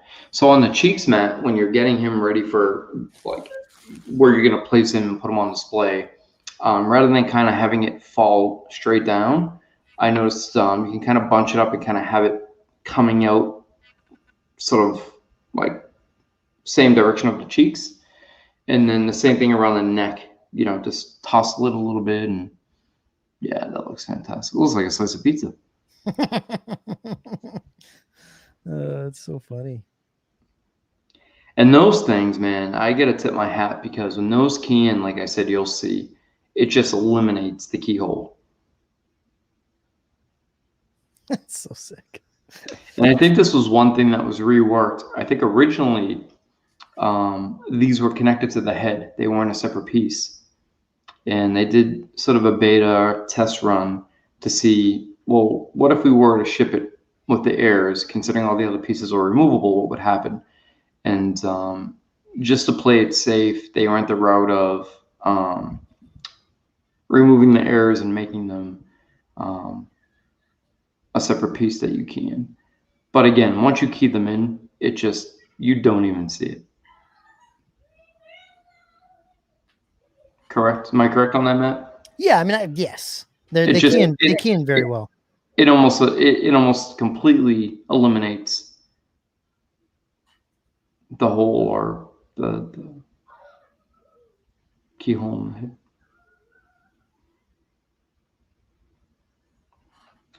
Oh man, there you go.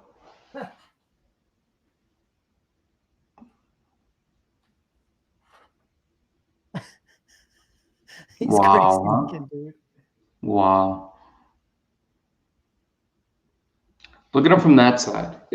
Anybody watching, if you look at him from the side, and Chris had mentioned this, Chris had said he really liked this angle, and I can see why, because he's got that sort of hunched, not relaxed, sort of a relaxed, but that sort of hunched, scrunched, leaning forward look, and you see the elements of the spine and the rolls and the curls of his belly, and man, there's just so much detail from all angles of this piece.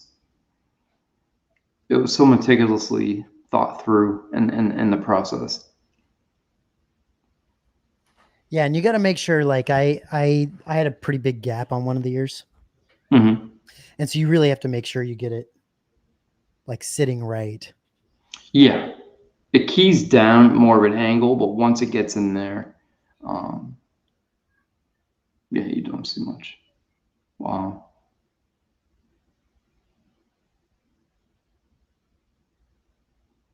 He's crazy looking, dude. It's amazing. It's amazing. Aren't you glad you didn't pass on this? Very, Yeah. very end. Just so everyone knows, yeah, I jumped in the commission at towards the very end. So it was, I mean, it's fantastic. This time I got you to spend your money. Yes. Yeah, You yeah. usually spending my money. I'm like, you have to get this Well, thing. I wanted to get this thing, but it was around the time. Yeah, it was the, the same time as a Rancor, yeah. yeah, I couldn't do it. So, But I'm like, you gotta see it, you need it, you have to have it. it's good, man. It's really, really, really good. Yeah. Look at those eyes. Looks like he's gonna bite you. I mean, you can really, really see the variations. Yeah, that right there is fantastic lighting because even I couldn't. I just was knowing there that when I was doing my unboxing, it was really hard to capture because I just had generic, house lighting, which sort of drowned out a lot of the detail.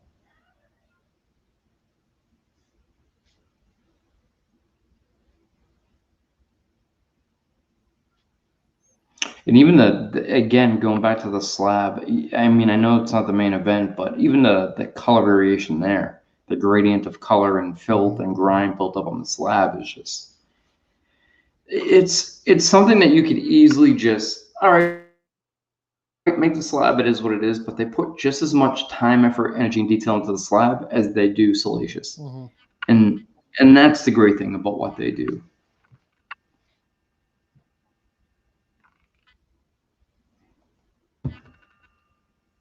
Wow.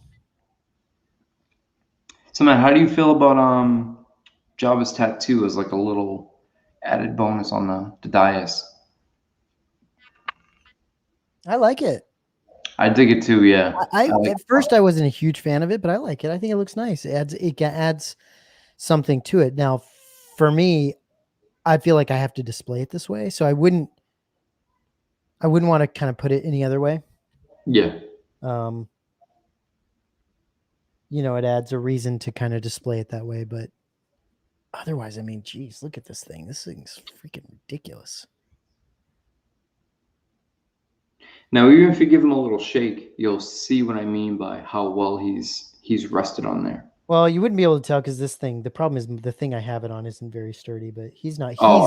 He's not going anywhere. He's not going. So now you see what I mean now. Like even though he's not pegged in, he's not going anywhere. Yeah, he's on there to stay unless, like I said, you're intentionally like booting this thing. Yeah, I mean, yeah. At the end of the day, the problem is if I have a decent size earthquake, it is what it is. If I have a decent size earthquake, all this shit's gonna go down. Everything's going down. Yeah, everything's gone. But yeah, he might hop off of this thing, but you know what? Until then,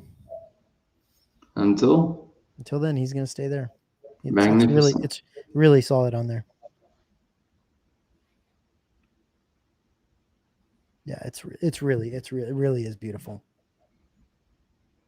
And it's cool because like if you have some airflow in your room or things blowing around at all, like you get the hair blows a little bit, like the ear hair blows a little bit. Just like you would see on an actual animal or creature or a pet. Yeah. Yeah, it's crazy, dude. It's crazy. He's just wacky looking, dude. I know. I love that all the people that made like creatures were like on acid and shit and just made. Well, that's the thing. I mean, we wouldn't have this if it weren't for drugs and artistic endeavor. Exactly. So cool. But it also now it's the reverse. It's like now that you have this in your collection on display, the last thing you want to do is drugs and look at that thing. Oh yeah, no way. you kidding me? Then you'll be having a bad trip. You'd be freaking gone, dude. Be bugging out, yeah. Wow. True. Like truly. Wow. Like, Right. It catches you by surprise for a moment when you're taking it in. And it's going to take a couple days for you to sit with it, have it on display. I remember after doing the unboxing, yeah, I still do it to this day with Chewy. You know, it's something I go back to. I look at him, I smile, I check him out. I, tussle his hair on a little bit, kind of change him up. I don't know. You just find yourself revisiting the pieces, looking at it, smiling, and I come in after being at work for 3-4 days. Like, for example, tonight, I was supposed to be home yesterday, but worked an extra day, didn't come in until late this evening, and come in. The first thing I do is I throw my bag down, take a peek, see Salacious, just puts a smile on my face, and it just always catches you, and you're just like, wow, look at that thing. Like that's just like, I can't think of any other, unless you have a piece that has like sentimental value or nostalgic value of like the utmost degree. I can't think of any other pieces in our collection that really catch you off guard and make you stop, in your tracks when you look at it. And these pieces all seem to do it. oh yeah, it's freaking crazy, man. Yeah, Chewy does the same. Like Chewy, when you see Chewy, like obviously he's like really dark back there, but he looks freaking amazing when you look at him up close. This guy's the same way. They did such a fantastic job. Congratulations to Tom and Regal Robot and all the team there for pulling off another amazing piece. Truly amazing. It's phenomenal what they can do. It's magic. It's magic. Yeah. And to Tony, Tony for sculpting this. He put a lot of heart and soul into getting this right and really getting the elements of the look of the puppet and sort of the details or wrinkles of how a puppet would sit and rest if it weren't, in a statue form. And to emulate that across mediums, right? To emulate one medium into another, I think is a challenge in and of itself. And yeah, he nailed it. He did. He really did. And to all the, thanks to their team. Thanks to everyone that commissioned the piece. Obviously none of us could have done it without everyone jumping on. And then on top of that, now that Tom's turned it into like a run that everyone can jump on, like it's awesome. Like everyone has a chance to own, freaking Salacious Crumb in their collection, which is really cool. Yeah, it's amazing that I like the idea that commissions get turned into edition runs.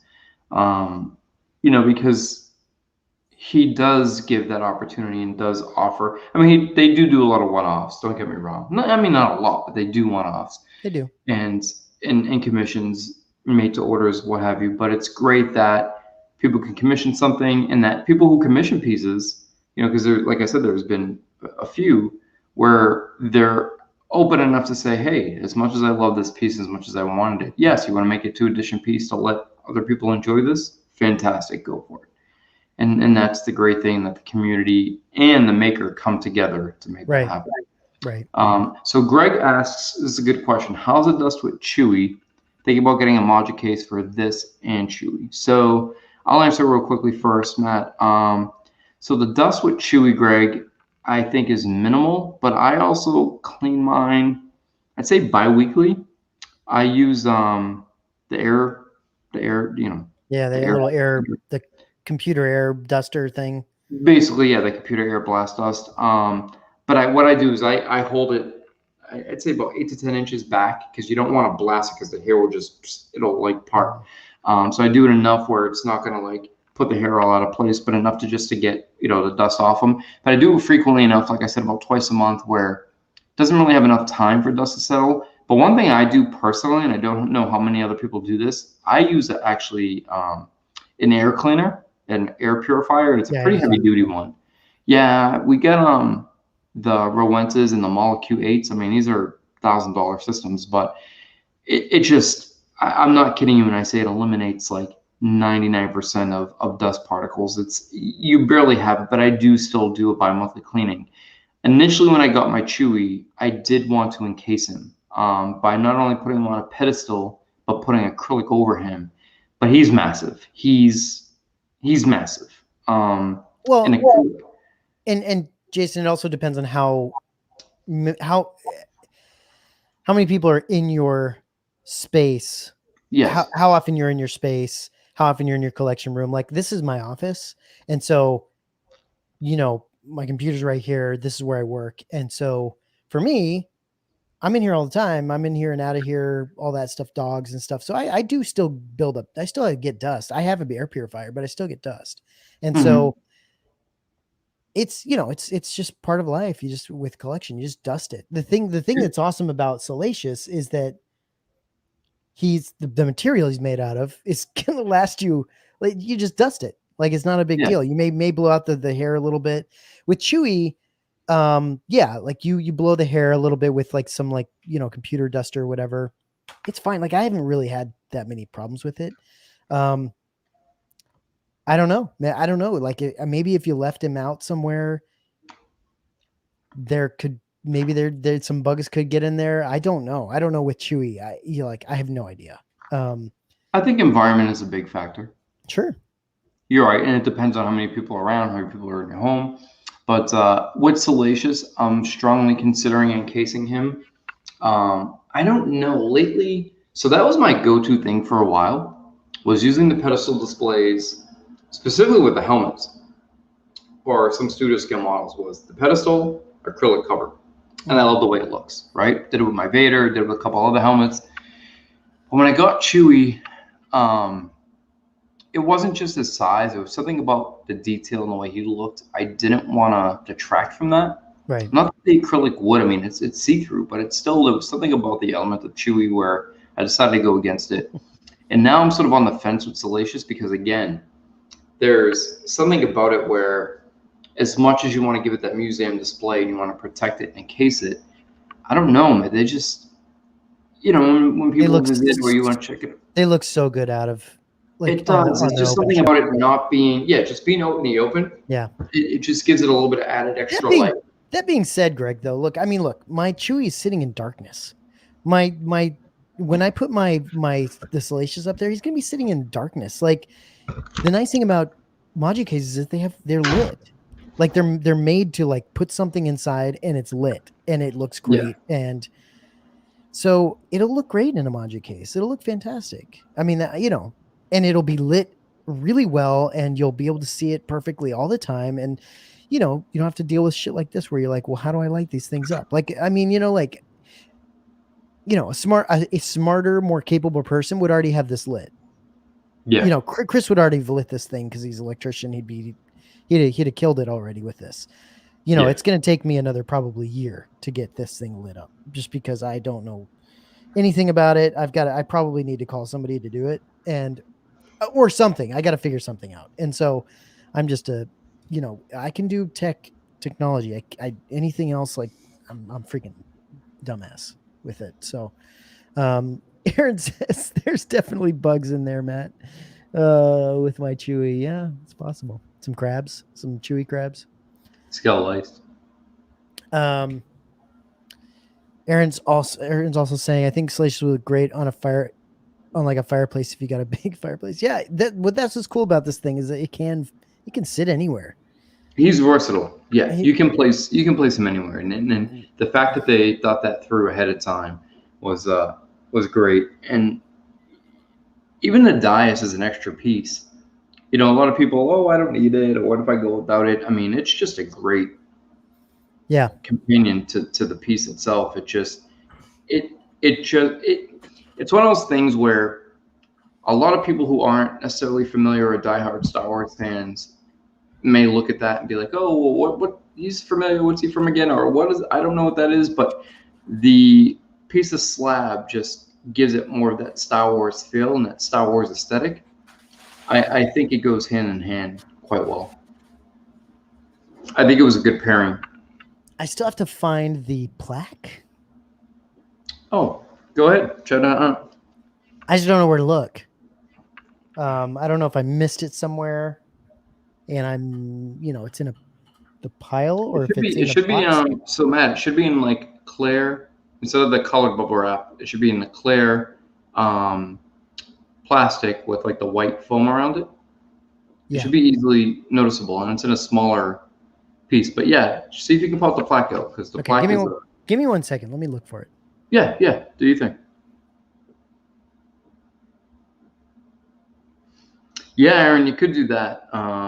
You know, with how big Chewy is, I think that would definitely scare away any would-be thieves. Somebody walking into the house not necessarily knowing what it is, a shadow in the back of a 7-foot stature. I think something that large would give anybody second thought. Yeah, I still can't get over how big Chewy is. I mean, he's just broad and tall, and even though you're only looking at a bust from basically the breastplate or décolleté upward, he's massive. He's massive. But what a phenomenal piece. Yeah, with the Wookiee yell, exactly. Yeah, no, some of these pieces with you know, sound effects in them would be pretty cool. Having something that would sort of go off if you, hey, Alex, I don't want to say her full name, but you know, turn on the collection and have some of the sounds going off. That would be fantastic. I get a piece coming in from Regal Robot that I think at one point there was an option to have sound added. I think I opted out of it, but it would have been kind of cool to have something like that. Found it. You know, man, if you remember when we were talking about the chest set specifically, I don't know why. I thinking back now, I'm kind of like, well, why did I think it feel this way? But I was sort of like, you know, I wanted to be, you know, I didn't want all signatures to be on one plaque. I kind of wanted the signatures to be separate. But now looking at the plaques, it makes sense to have like dual signature or the triple signature. Yeah, see, I really like that. I like that a lot.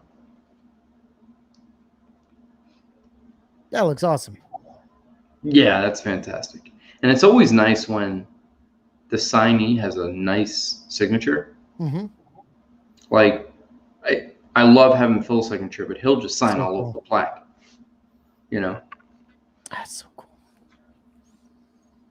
I like that. Looks really nice.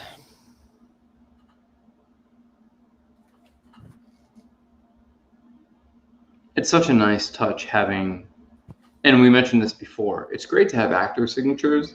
It's always fun, right? Mm-hmm. But it's even a nicer touch to have the creators' signatures, the people who brought the pieces to life. There's just something different about it. He covers junk with it. Censored, like the black censor bar.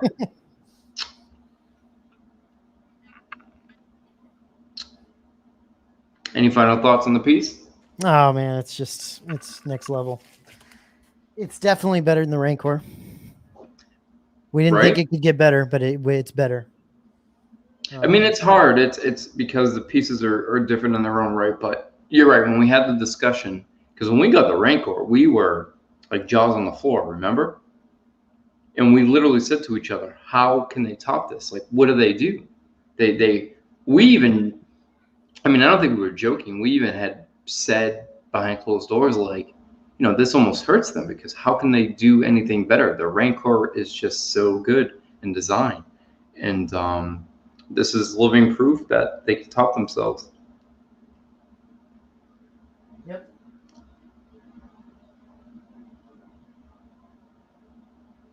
So Matthew asks, are there really any differences between the sculptures that they need to be numbered? So there's not a difference specifically. I mean, each one's unique in their own right, Matthew, because they are all hand done. You know, they're not coming off an assembly line like most collectibles, you know, mass produced in some type of cast and machine painted. They're all, everything's being done by hand. Everything on it's being applied by hand. So they treat it, you're right, it's not a print. However, they are treating it just like a print is. A print isn't the original painting, but it's a replica of that original painting in a short run, let's say 300 prints, whatever it may be, 100 prints. So what they do is, for the integrity of those prints, they make an addition, and they number it 1 to 100, showing you that you have a unique part of that run. So they do the same here. The numbering is to have a numbering system. It's an addition of 150. So you have numbers 1 through 150. But in addition to that, the fact that it's all hand done and handmade is just basically keeping intact the integrity of the artistic value of the piece. Yeah, and it's just cool. Like, it's just cool to have, your numbered piece, like your piece in the run. Yeah, you know what I mean? Like, I don't know. I like it. I mean, like Matthew says, yeah. I mean, why they don't really have to do it with prints either. Yeah, they don't have to. They do it. but it's more the artistic value. So he asked who received the artist proof of this. So Matthew, initially, when something is commissioned, if it's one person, 5 people, everybody usually receives the artist proof prior to the initial run. In this manner, I think it initially started off because it was only 4 initially, and there was going to be 4 artist proof plaques. What happened was, because it ended up being 6 initial people involved with the commission, once all said and done, they just decided to start with numbers 1 through 6, and those will be deducted from the addition of 150. So technically, there's no artist proof for this specific run. So nobody on this one received an artist proof. And the numbers worked out in a way, I think Tom does it even on commissions, and in the way you pay. For example, like, although I was a little bit more involved in the commission from the early start, Steve, as we were getting people together to make it happen, Steve had came in, but he had gotten number 2, I had gotten number 3, and that's because Tom honors it in the order in which they were paid. So if you were the 4th person to pay or the 5th person to pay, and I think he does it with everything. His maquettes, when he releases like the Gamorrean fighter or whatever it may be, if you're the 1st person to order or the 10th person to order, that's the number you are. Same thing with the chess set. If you're number 15 to order the chess set, then you get number 15. However, the chess set, I think there will be artist proofs, and those go in the rank where there are artist proofs. There's a specific amount that are allocated to Disney, some that are allocated to Lucasfilm, and then anybody that's involved in the project directly or indirectly, one way or the other. Somebody who's a creator, contributor, participant in making the project come to life has the option of receiving an artist proof. Yeah, no problem. Aaron, I can't answer that. I think it may have been for obvious reasons. Why he doesn't have a penis? Yeah. I mean, just like when Luke says in the behind the scenes, like, they were worried why wasn't the Wookiee wearing lederhosens? Like, why was the Wookiee naked? He probably didn't have a penis because they didn't have anyone. They couldn't find anyone to freaking run it. They had all their little people running the freaking Jabba tail and shit like that. They couldn't find anybody. Yeah. Otherwise, he might have had one. Look at Matt Gently fondling. Yeah. Yeah, it's just incredible. Like, it was fun watching Jason and Chris open theirs. That was really cool, and I was looking forward to this, but it's just, I mean, once you see it in front of you, it's nuts. It takes some time to process. Yeah, there's just a lot to look at. I mean, because the concrete looks so real, it's so good. That's one thing. All the wrinkles and like in his feet and hands, and I mean, just the neck and his eyes and his hair. I mean, it's just, there's so much to look at. It's crazy to take in. Yeah, it's next level. Yeah, Aaron's saying it's an incredible piece. It really is. And if you guys, this is, I'm so bummed honestly about that we don't have we don't have Comic Cons and stuff for people to go to and see these things in person, right? Like not everyone's going to get this thing, obviously. It's expensive. But man, if you get a chance to see it in person, like Chris's neighbor Matt, being able to go over to his house and actually see it in front of him. I mean, it changes the way you see the thing. Like it's really impressive. And it's a bummer. It's a bummer we don't have anything like a San Diego Comic Con or a New York Comic Con or something like that. I don't know. Maybe Regal. I don't know if Regal Robot will go to New York Comic Con. I don't know. Do they? Does anybody in the chat know? I'm not sure. I don't know. That'd be cool though. It'd be cool if people were able to go and see this thing like live. That'd be awesome. Especially, yeah. I mean, I know San Diego is the big one, but especially New York Comic Con because it's New York. Yeah, that would be great. Yeah. Yeah, if you get a chance, go check it out. This thing's freaking crazy. Start one. Start one. Yeah. Oh my gosh. Yeah, but really, really, really amazing. And thanks to everybody for hanging out in the chat. Thanks Tom and all your team for the hard work, and we really appreciate it.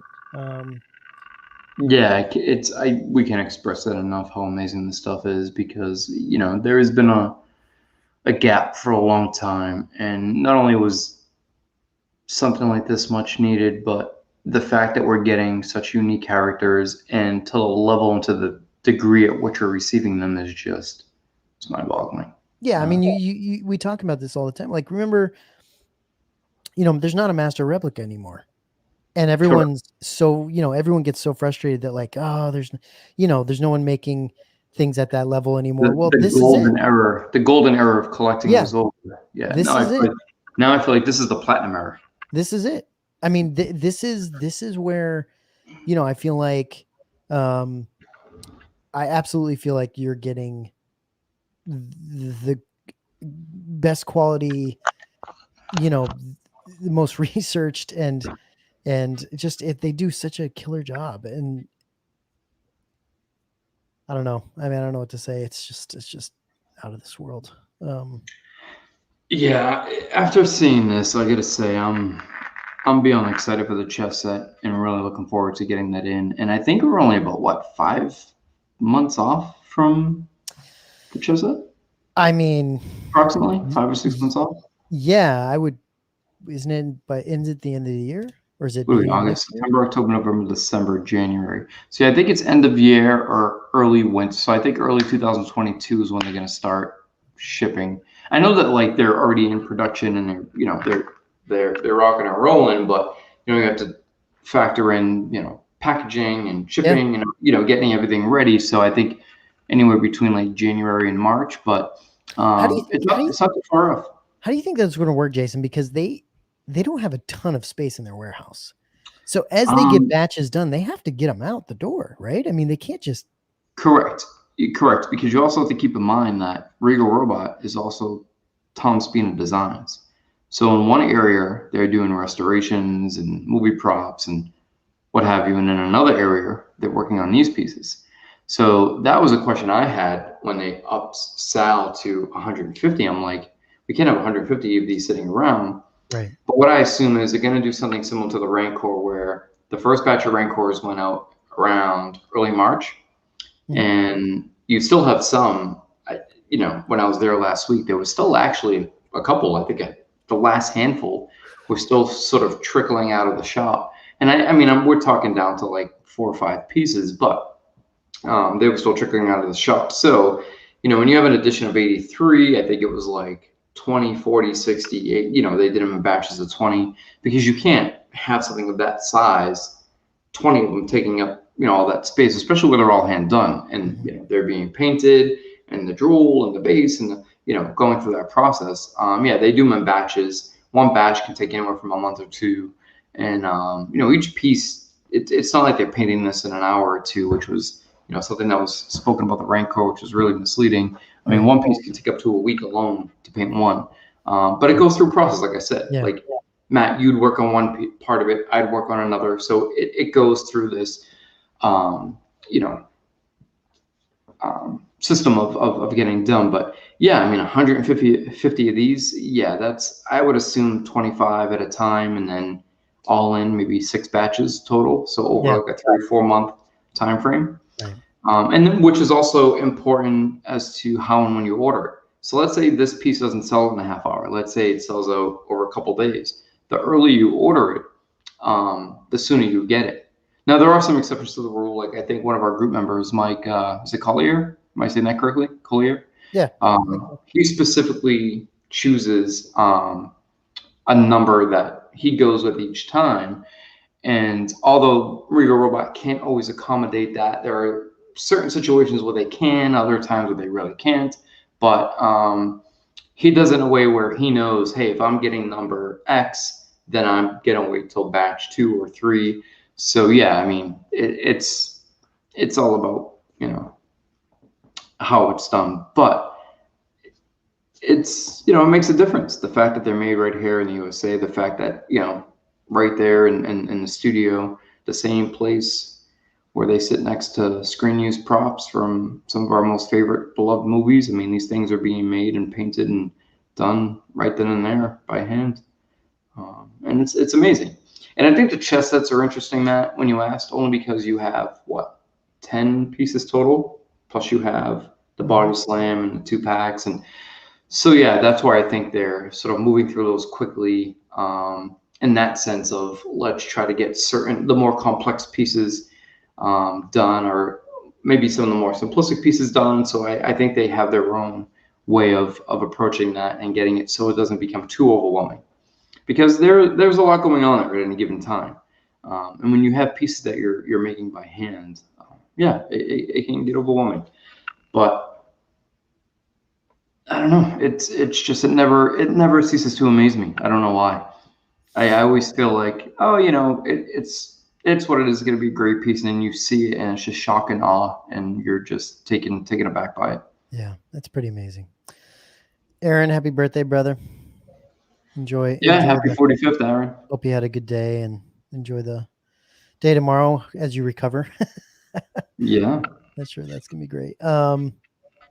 Chris, thanks, man. Appreciate it. Aaron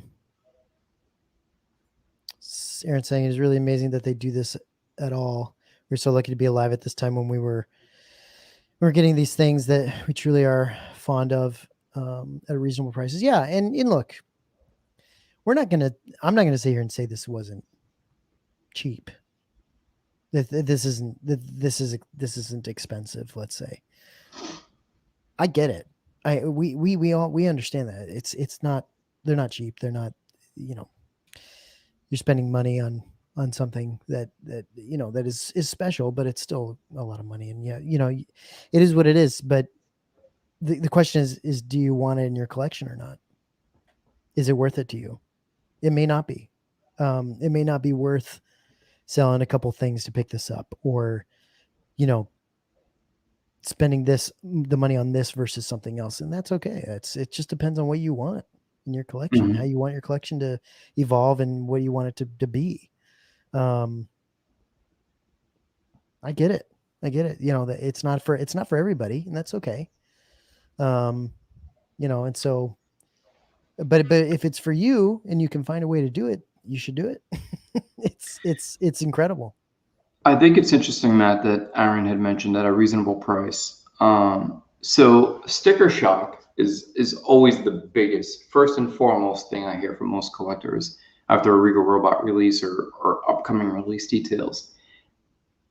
But I say this all the time. I don't know if I say it publicly, but when I'm talking to people one-on-one, and people who own pieces will understand this, it's one of those things where, yes, the price is always like, it takes your breath away for a minute. But when you get the piece in person, when you have it in hand, it's not even a second thought. Like that sticker shock is no longer a shock. It's more of an appreciation of, wow, I really not only did I get what I pay for, but it has exceeded my expectations.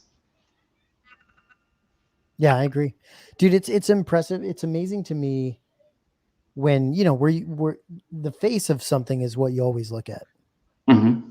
right? Because we're humans. Yeah, it's That's natural. it's natural. But that to me, that's not even the most impressive part about this thing. Like the feet and the legs and the arms and like the body, that it's just incredible. Like it's just crazy. It is. And Chris Crumb makes a good point. He said, the fact that it's super expensive, you're getting something in hand that's basically taken right off the movie set. Exceptional quality and attention to detail. And yes, Chris, that's exactly what I was just saying. So there's the sticker shock, which always gets talked about, and the price factor, which for obvious reasons it's natural as collectors to talk about that. But like I said, once you have these pieces in hand, again, you have such a fond appreciation for what you receive that the price just it doesn't become it's no longer a thing. It just diminishes all those thoughts you had regarding the price because it just exceeds expectation every time. I mean, look at Matt's reaction. I mean, that's genuine. That's exactly the reaction I had, where you stare at it, you just sort of get lost in it for a moment and get taken aback by the detail and That's how crazy. realistic and amazing it looks. It's just phenomenal that we're able crazy. to, and it's great that we have the opportunity to put these things in our collection. It really is. Yeah, I just don't have many words to say at this point. I mean, I usually do have words to say, but that's just nuts. Like it's crazy when you got to think about this. Like usually when you get something like this is like an afterthought. Yeah, you're right. Right? This piece right here is just like, oh yeah, let's give him something to sit on. Little accessory, yeah. This is crazy. Like this is as crazy to me as this is. Yeah. I don't know how they did this. Like this looks like a piece of concrete that they literally found. They found it or broke it off something, yeah. They found and broke it off and freaking maybe did a little bit of weathering, but it looks like a genuine piece of concrete. I don't know what to say. And then he looks like he was just ripped right out of the movie, right? I mean, he does. Yeah. It looks like you walked into the archives and they said, "Hey, pick something," and you walked out with Salacious and put them on your shelf. And I think the other thing that's amazing to me is, look, the Rancor is impressive as it is. It's an impressive piece. It's amazing. They did a great job with that. But this is a 1-to-1. So even at the price you're paying, you feel like you're getting a lot for what it is because it's a 1-to-1 piece. Like this is it. This is it. This is what was on on screen essentially. It's crazy. I don't know. I don't really know what else to say. So, well, you think, is that good, Jay? You want to cut it? Yeah. It's almost 1 a.m. I was actually, like I said, I worked an extra day. I've been away for about 4 days now, and I came in and I was actually sleeping when you had dozed off when you called. You knew it, huh? Yeah. Oh yeah. But now I got up to jump on, and I appreciate that. Thanks for your time, man, and everyone in the chat. Thanks for your time. We didn't schedule this or anything. I got home and I was like, I got home and I didn't want to wait anymore. Like I couldn't open in this thing until freaking like is either tonight or Friday or Saturday or something. So I was like, F it, let's do it tonight. So, and I'm happy you did. Yeah, me too. It's an impressive piece, guys. If you can pick it up, if it's not your thing, I totally get it. So, and thanks, guys. Real quick before we go, remember for those that are a little bit hesitant in picking it up, if you really love this piece, keep in mind, I think it's an 8 payments of 500 a piece. I think so. So it's really reasonable. I mean, you're looking at 500 a month for 8 months, and it lines up around the time it gets released. So it's reasonable, reasonable compared to collectibles. Right. I mean, talking collectibles, it's reasonable. Yeah. But if it's a piece, if it's a must-have, then take that into consideration. So. Yeah. So. Aaron says, I've seen like 4 unboxings on this thing from you guys, and it's still awesome. Yeah, man. It really is incredible. It just, and you know, I'm sure you'll see more content on this guy. There's other people doing content on this guy. I'm sure you'll see that stuff. I'm sure it'll be good. And then, what was I going to say? I think we'll probably do. I think we'll probably do some more stuff with him at some point. I'm not sure what, or if we will, but it seems like an appropriate thing to do for something like this, as amazing as this. So we'll see. We'll see if we can do some more. But but either way, guys, yeah, we appreciate you hanging out. I know it's just kind of a last minute thing. So thanks for your time, guys. We might do some more stuff this week. I'm not sure, Jay. Do you know if we're doing anything else this week? I don't know. I know my schedule is pretty hectic, but I think we might have one thing coming up by end of the week. I could be wrong, but yeah, we'll post in the group if we not, do. We'll see. I'll talk to Chris. He might want to just jump on and chat, so we'll see. Well, yeah, we get that whole Nuovo I don't know, Novos 2 which is just thing to talk blowing about. up the community right now. Yeah, and I got some interesting feedback from them today, which I'd like to share. So yeah, maybe we can jump on and just talk shop, talk collectibles, and we'll try to we'll try to make that happen. Otherwise, guys, have a good night, have a good week, and we'll try to see it. Hopefully we'll get on at some point. So thanks, guys. Appreciate it. Good night.